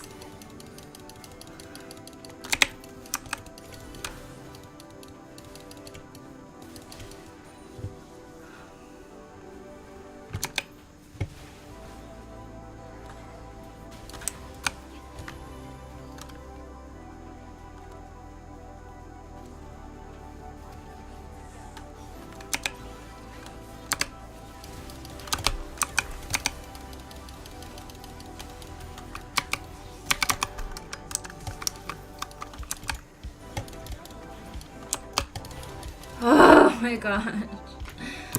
I hate this game, I'm done.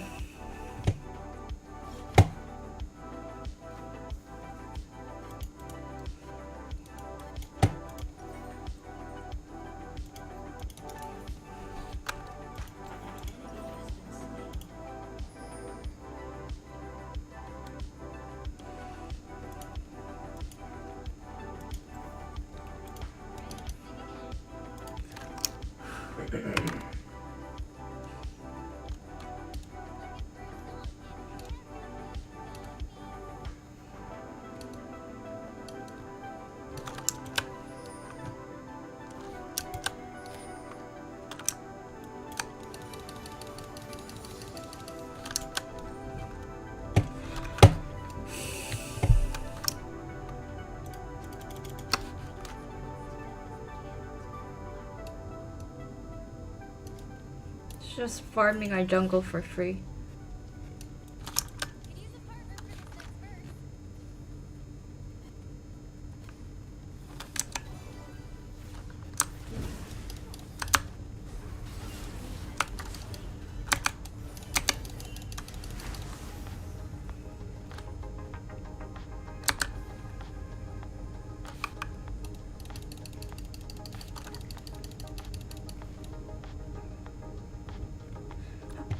I need more wards.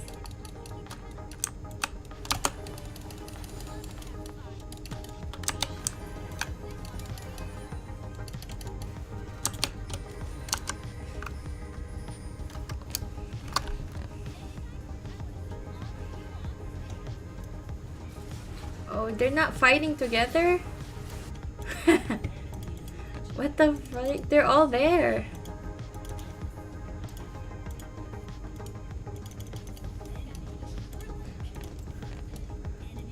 What the heck?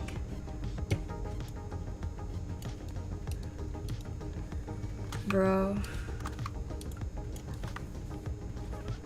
I'm too scared to go into the jungle.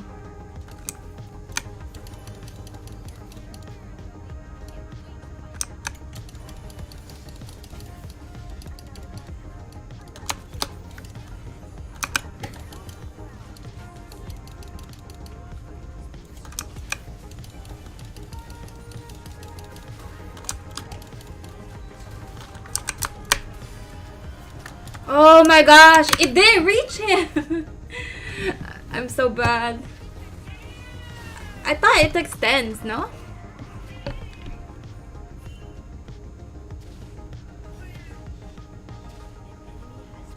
Maybe I just missed Caitlyn.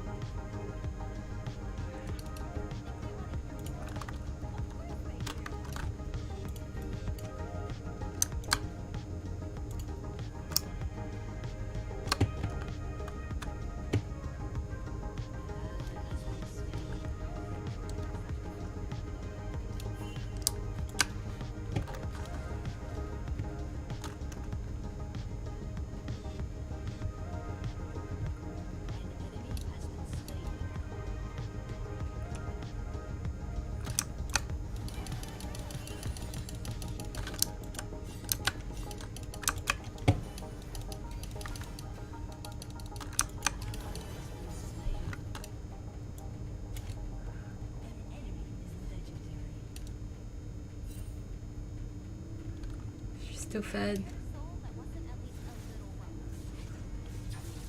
Go, go, go, go.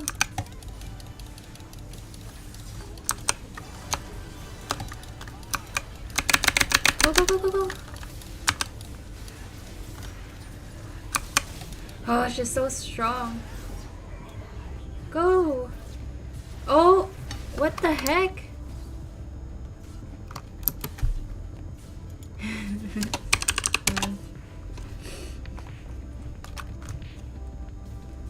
It's over.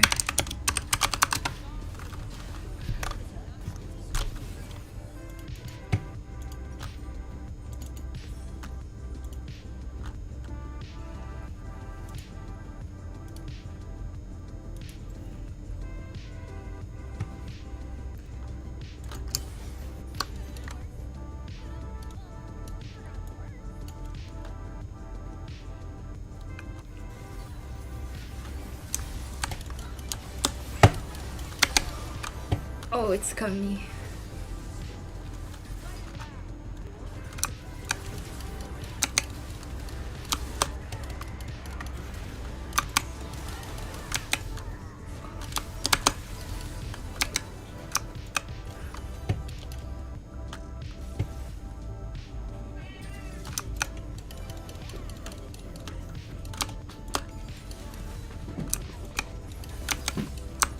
Oh, I couldn't even ult.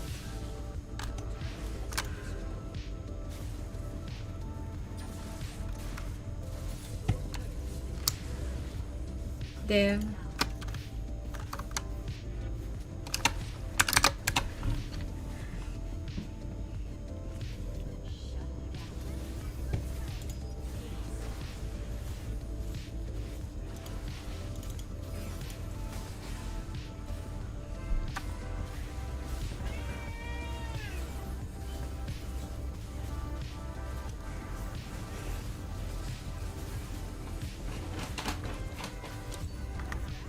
They still want to play? I don't mind.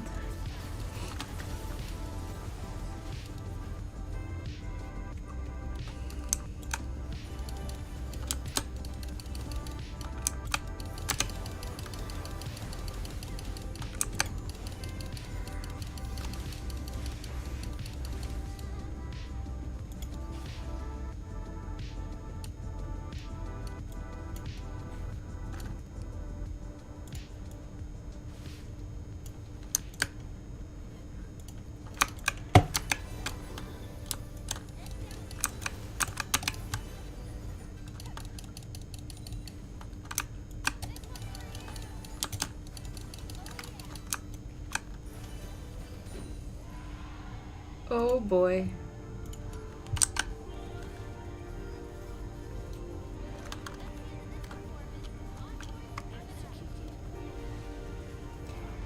How did she get executed?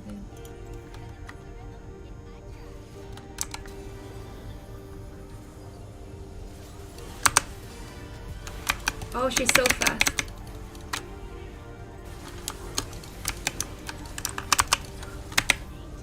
Oh, this way.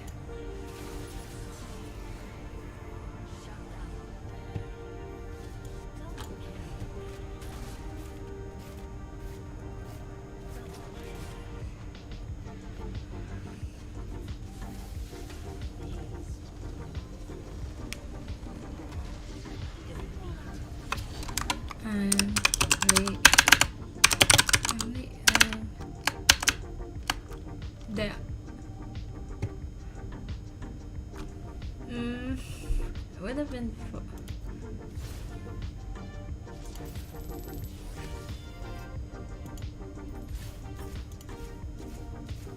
Let me.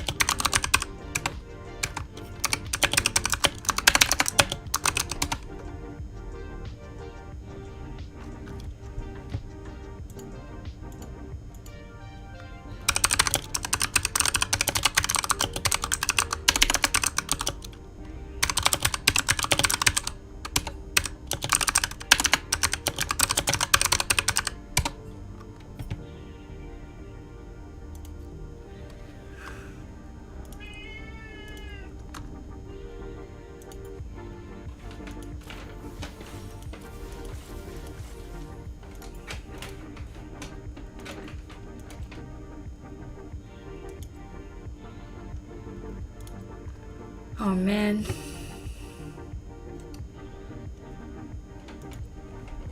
I wonder what happened. The Camille was so played. She's so good. Oh. Is it?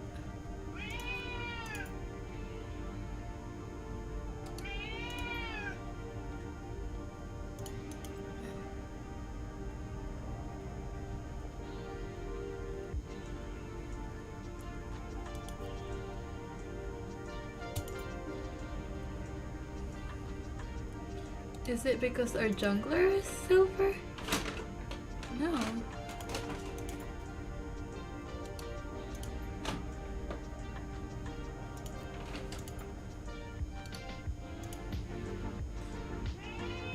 Oh, she's silver. But how come she didn't do? Look at, she didn't do as much.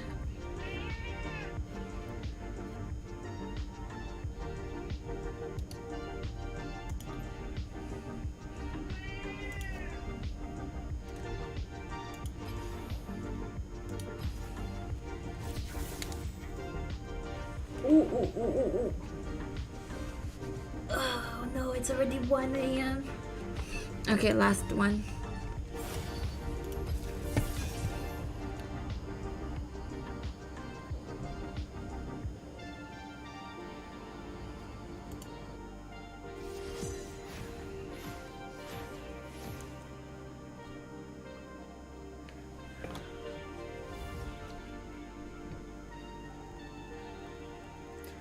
Oh, first pick again.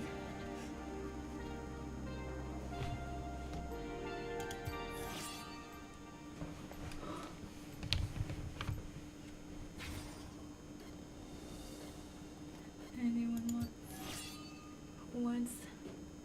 I don't know what Melio does.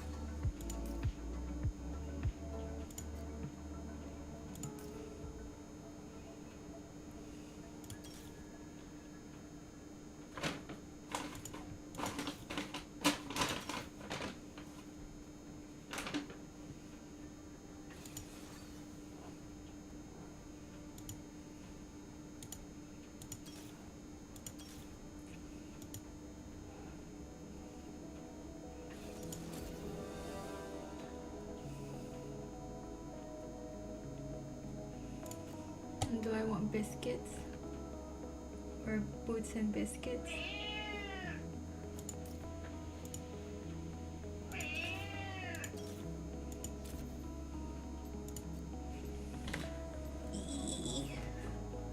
My cat is going crazy on the background.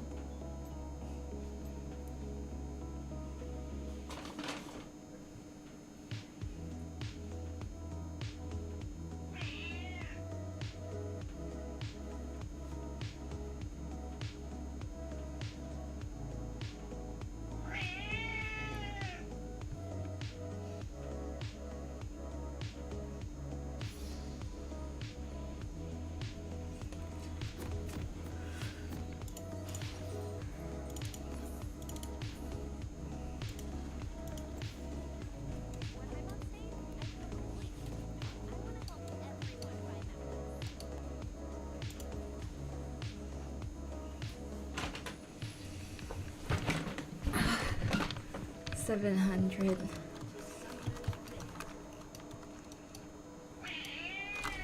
You're the 8. You're the 8 BB.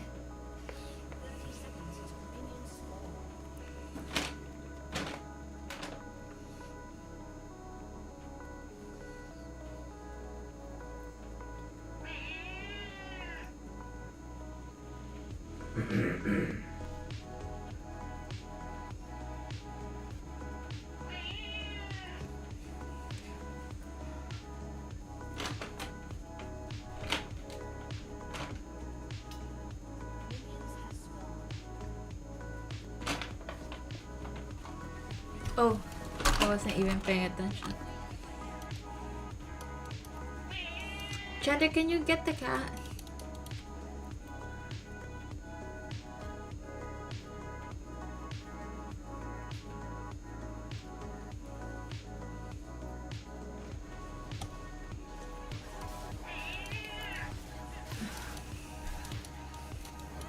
Chandler, the cat.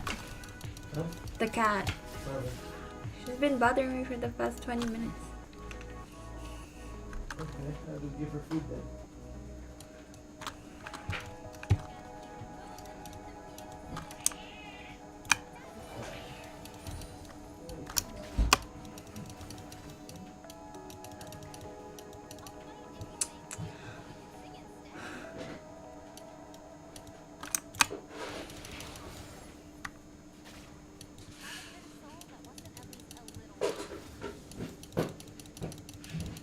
Oh my gosh, her damage is so low. There you go.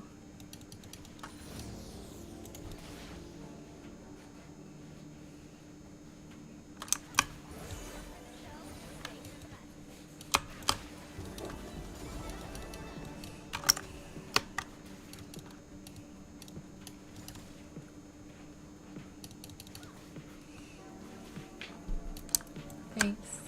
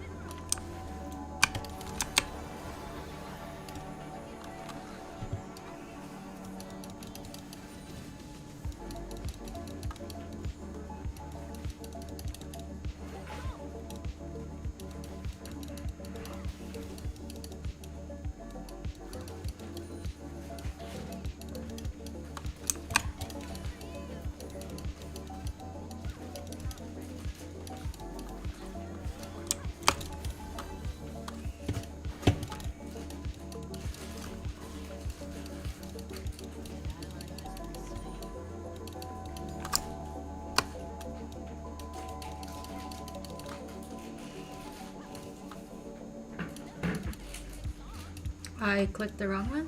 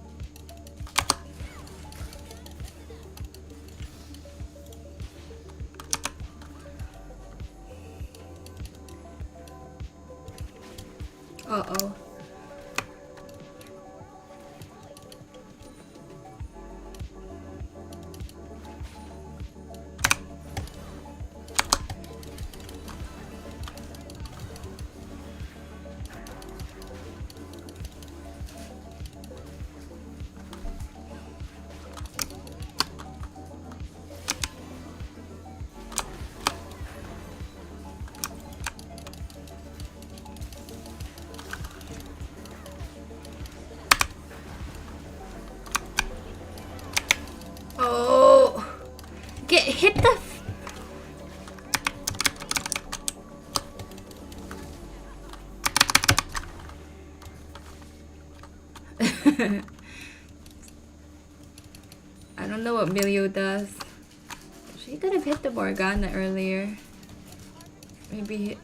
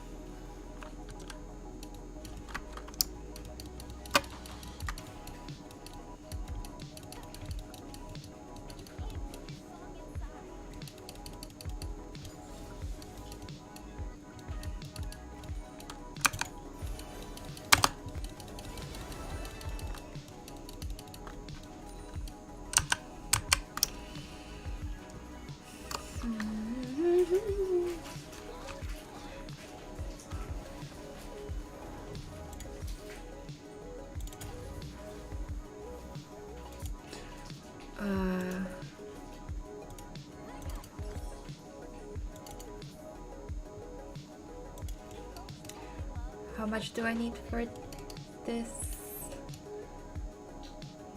Like 600 or something?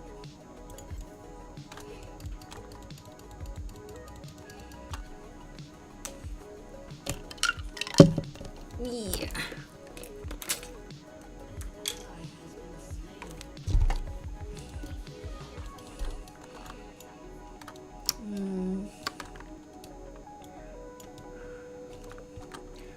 It's kind of annoying. We can't see.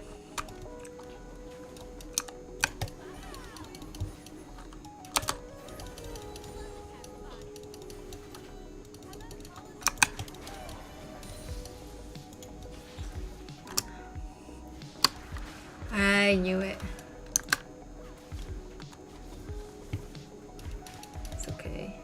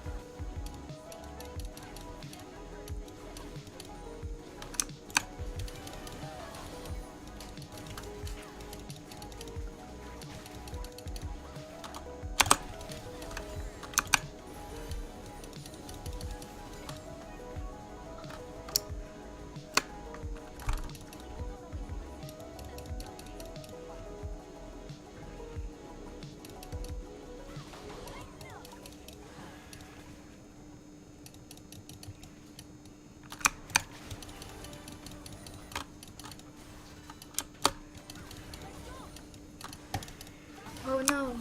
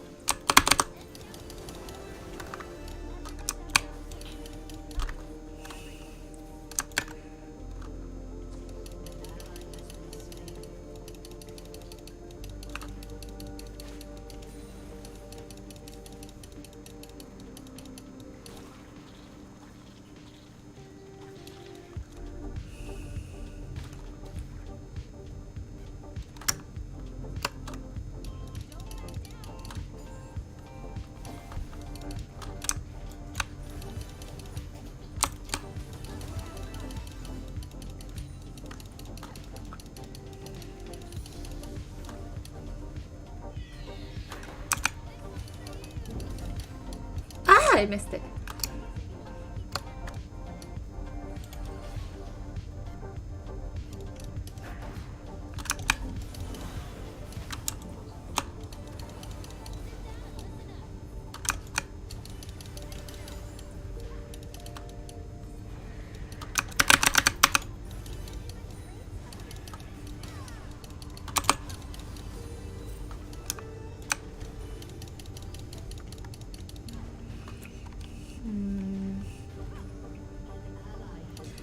When do I get my boots? 11:15.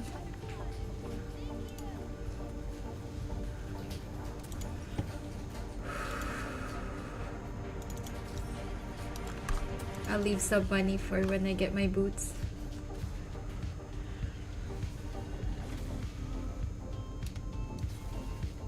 Oh.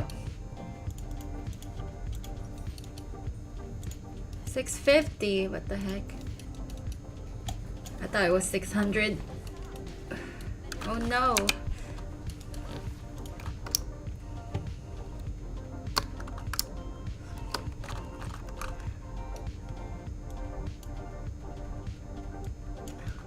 I guess it's pretty even.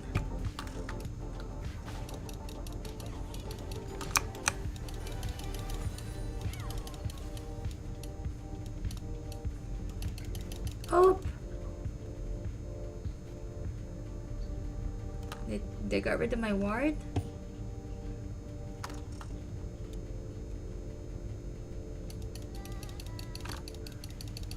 Uh-oh.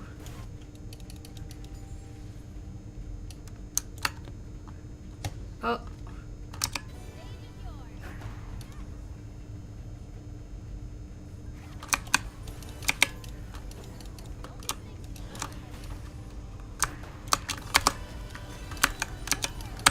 Uh-oh.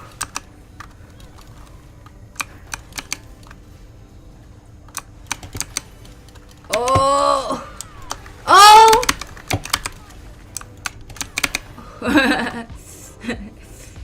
Damn. So close. The shield earlier.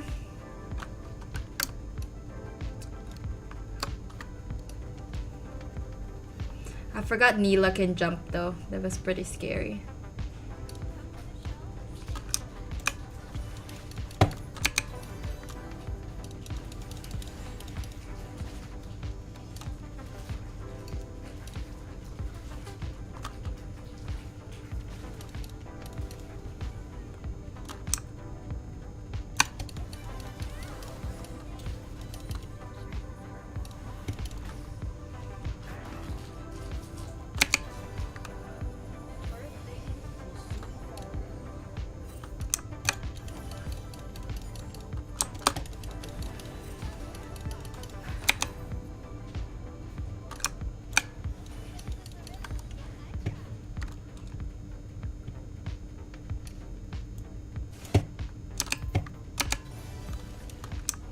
Oh, too late.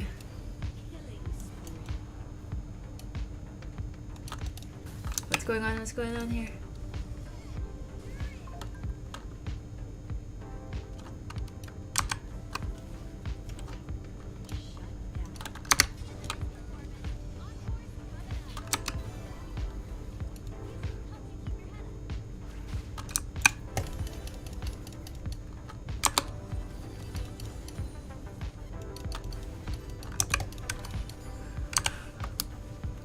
We need a ward and that dragon.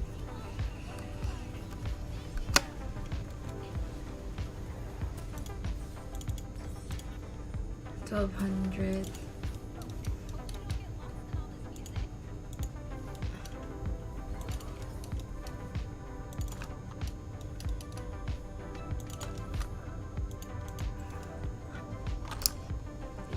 Damn, we're so freaking even.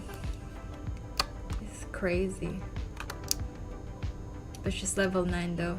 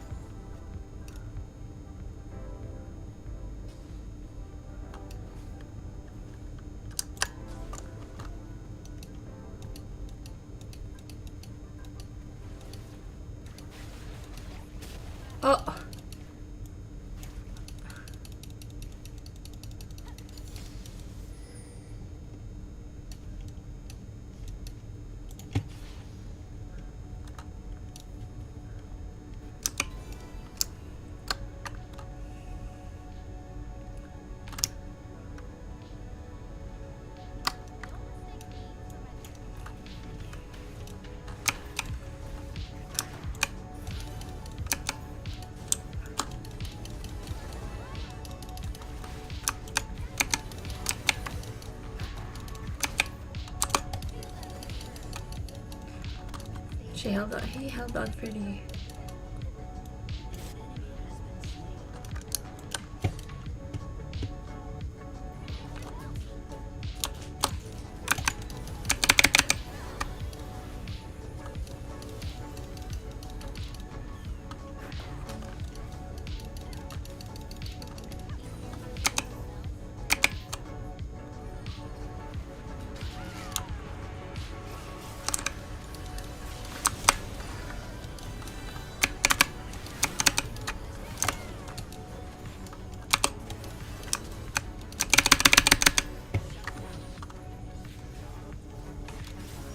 What's going on?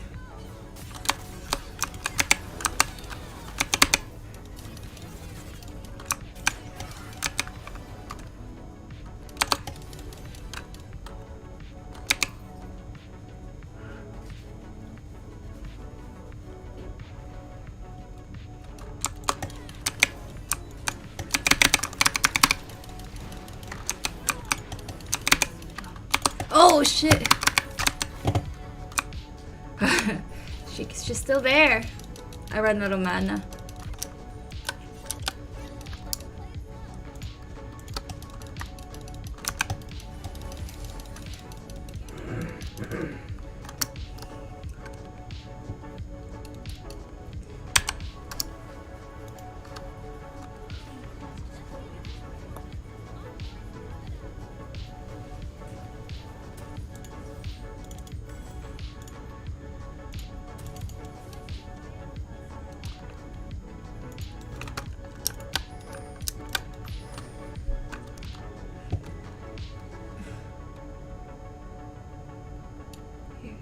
Am I tripping? He was there, right? He was.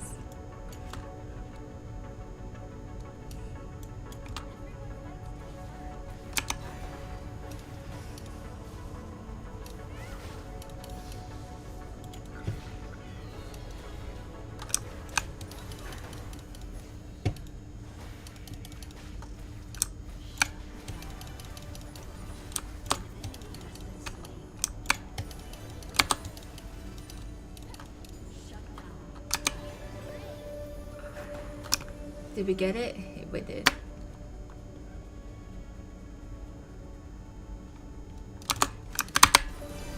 Oh.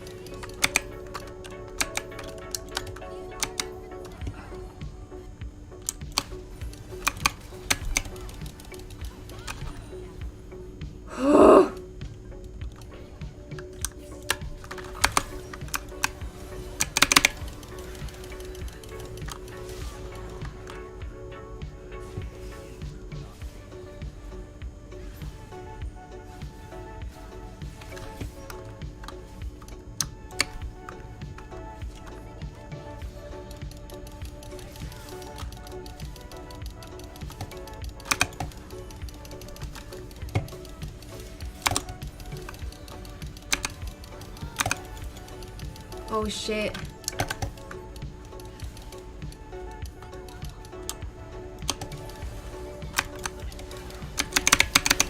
Oh my gosh, are you fucking kidding me?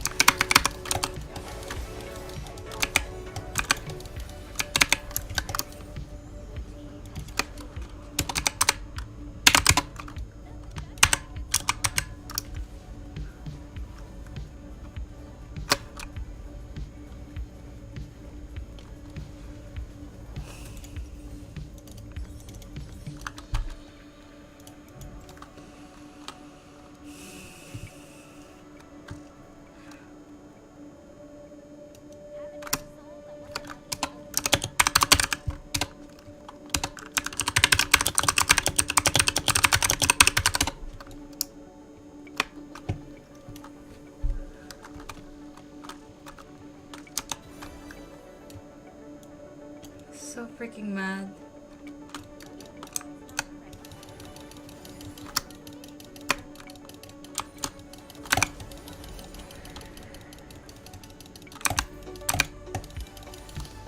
He didn't drop.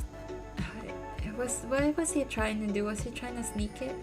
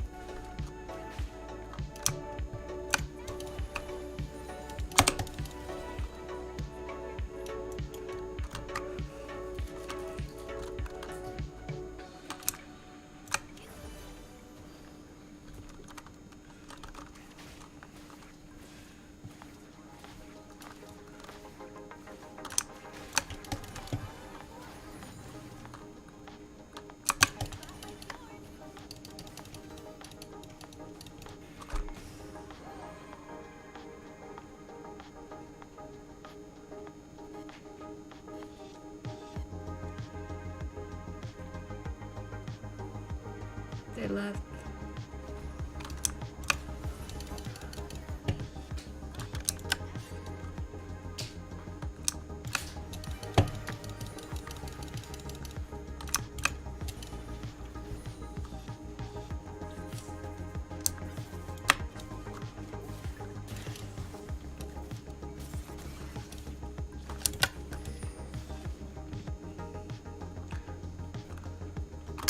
No sweeper yet. Does he not? Why does he not have sweeper?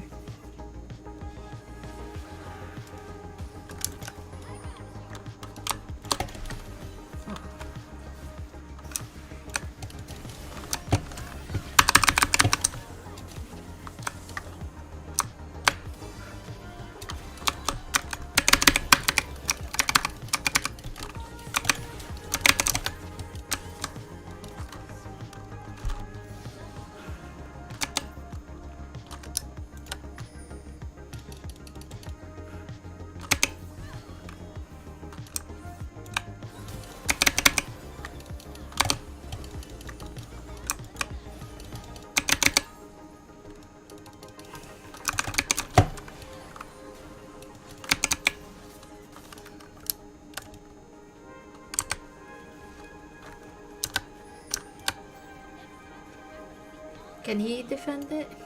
I don't think so.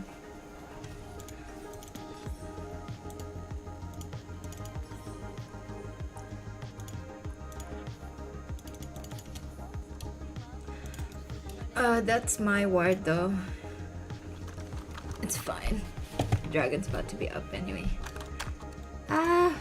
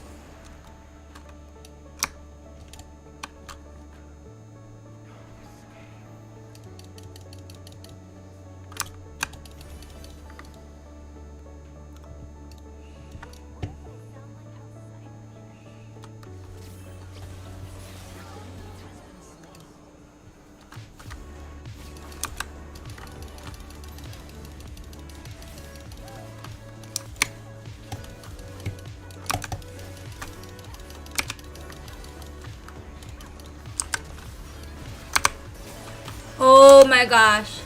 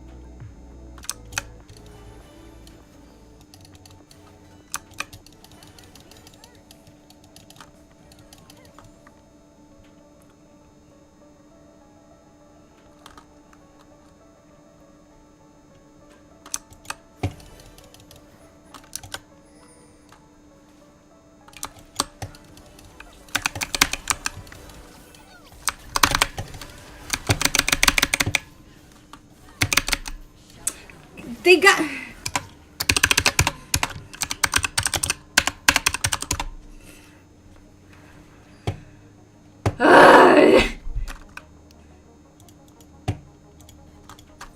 It's okay, they got her. But they shot the wrong one.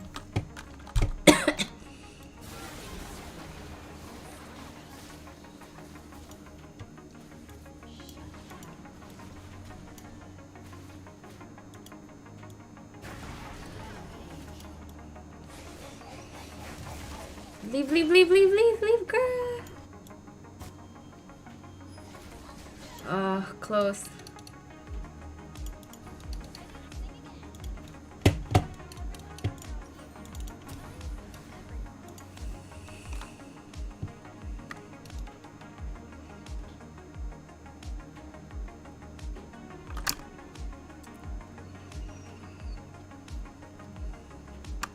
Oh dang, he's staying here.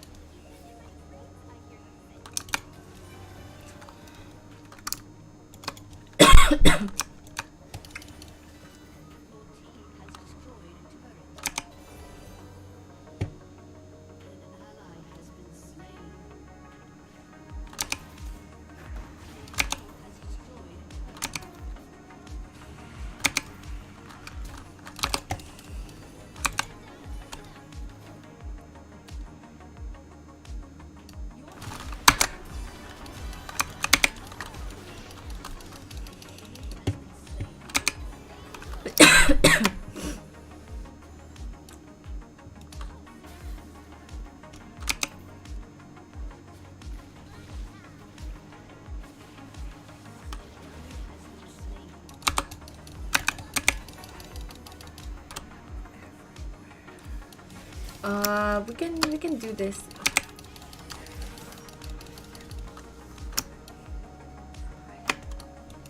Go, go, go!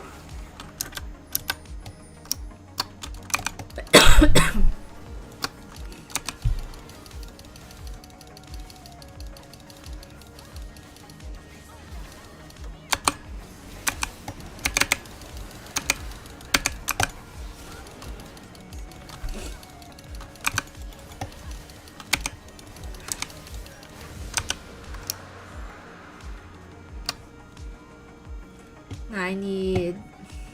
How much do I need? 8? I think 18. Oh no, no, I already have this.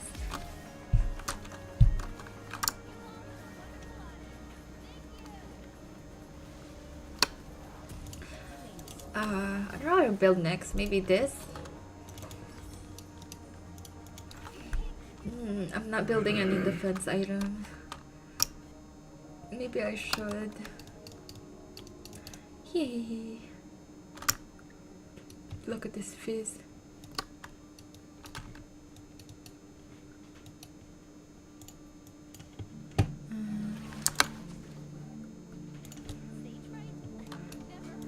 Oh, I'm coming.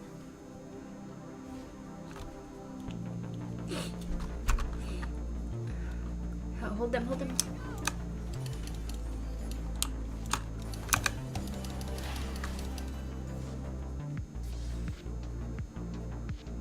There is a Warwick here.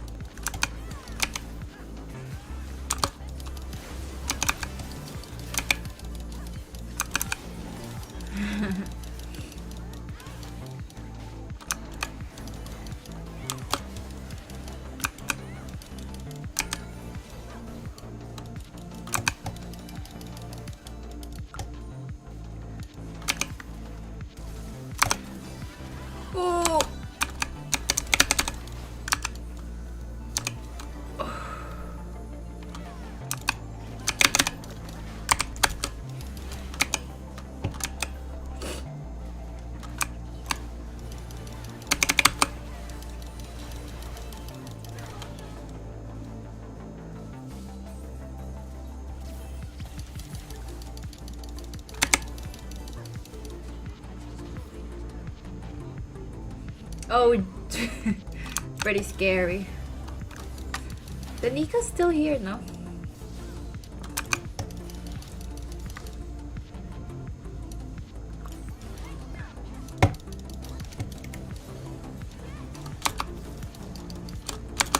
Oh.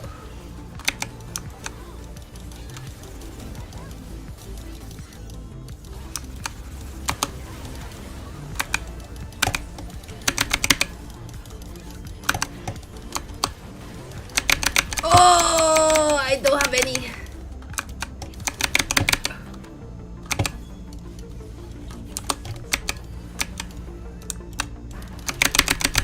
Ah!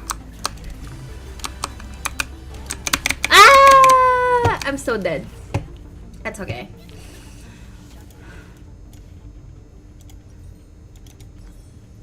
Ugh.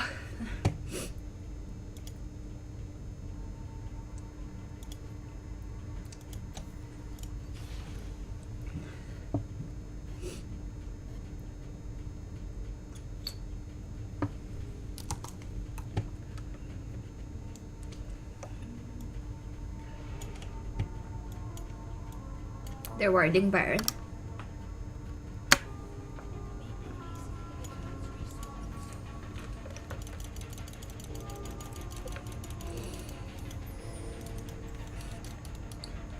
Are they going Byron?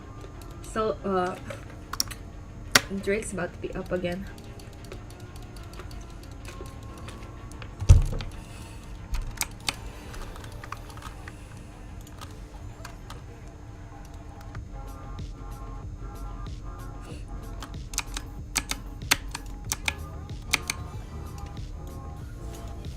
Damn.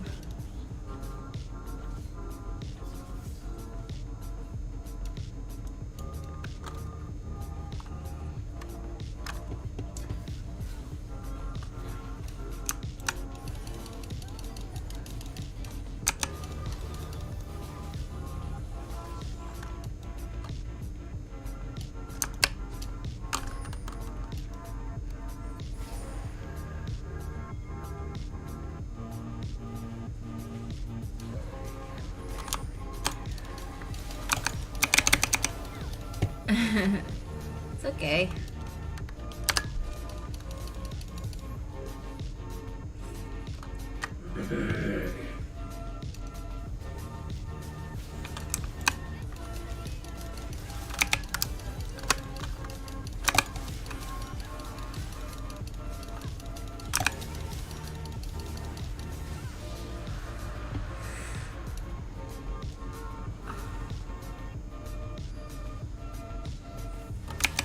Oh dang, she got deleted. Why is she by herself?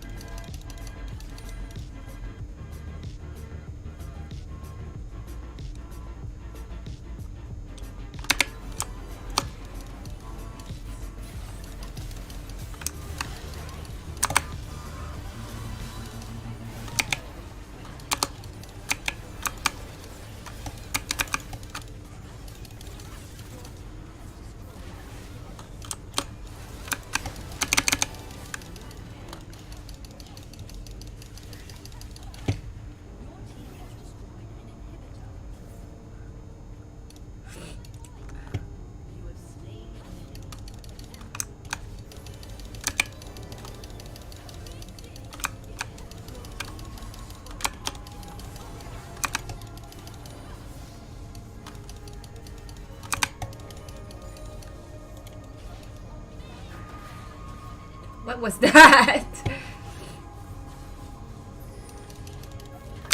I don't wanna.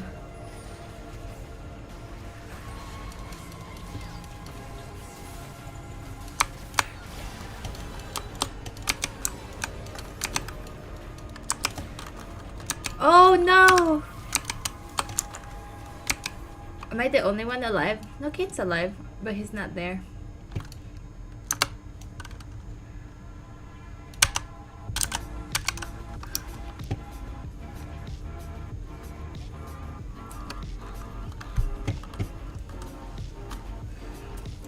Hee.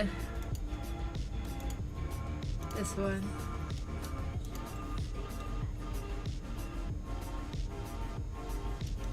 Triple inhib.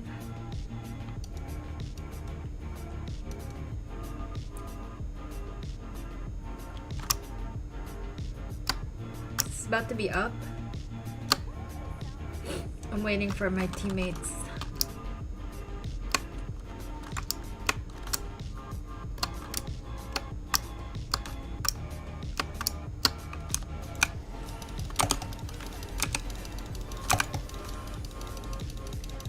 I don't think we need Baron.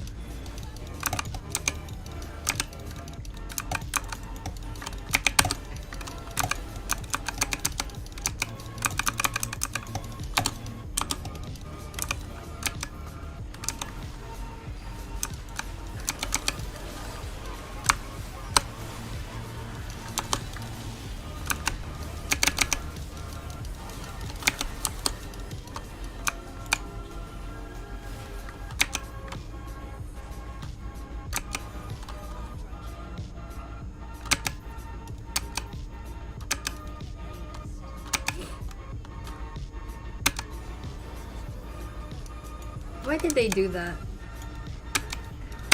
Well,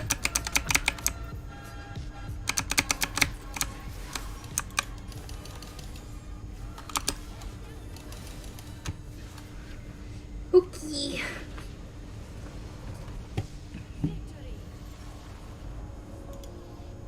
Now I can go to bed.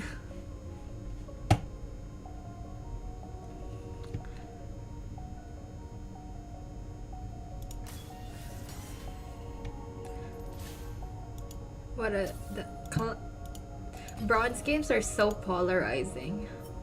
Look at this. And then look at the last game.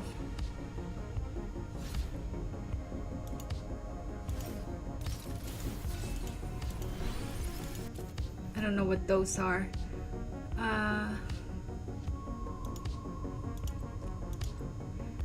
Look at this. Look at the difference. It's just rough to go against Caitlyn.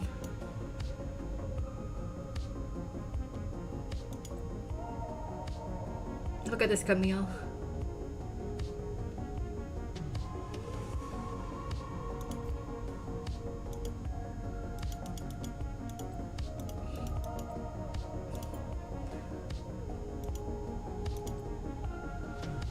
He's so strong, this one.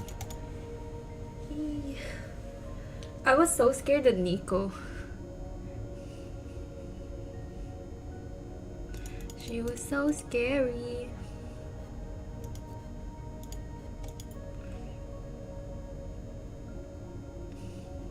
We were even throughout the entire laning phase.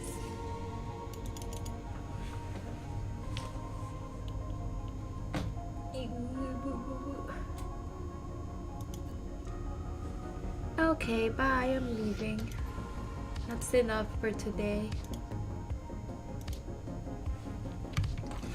Ooh. My roots are growing so fast. I just got my hair dyed.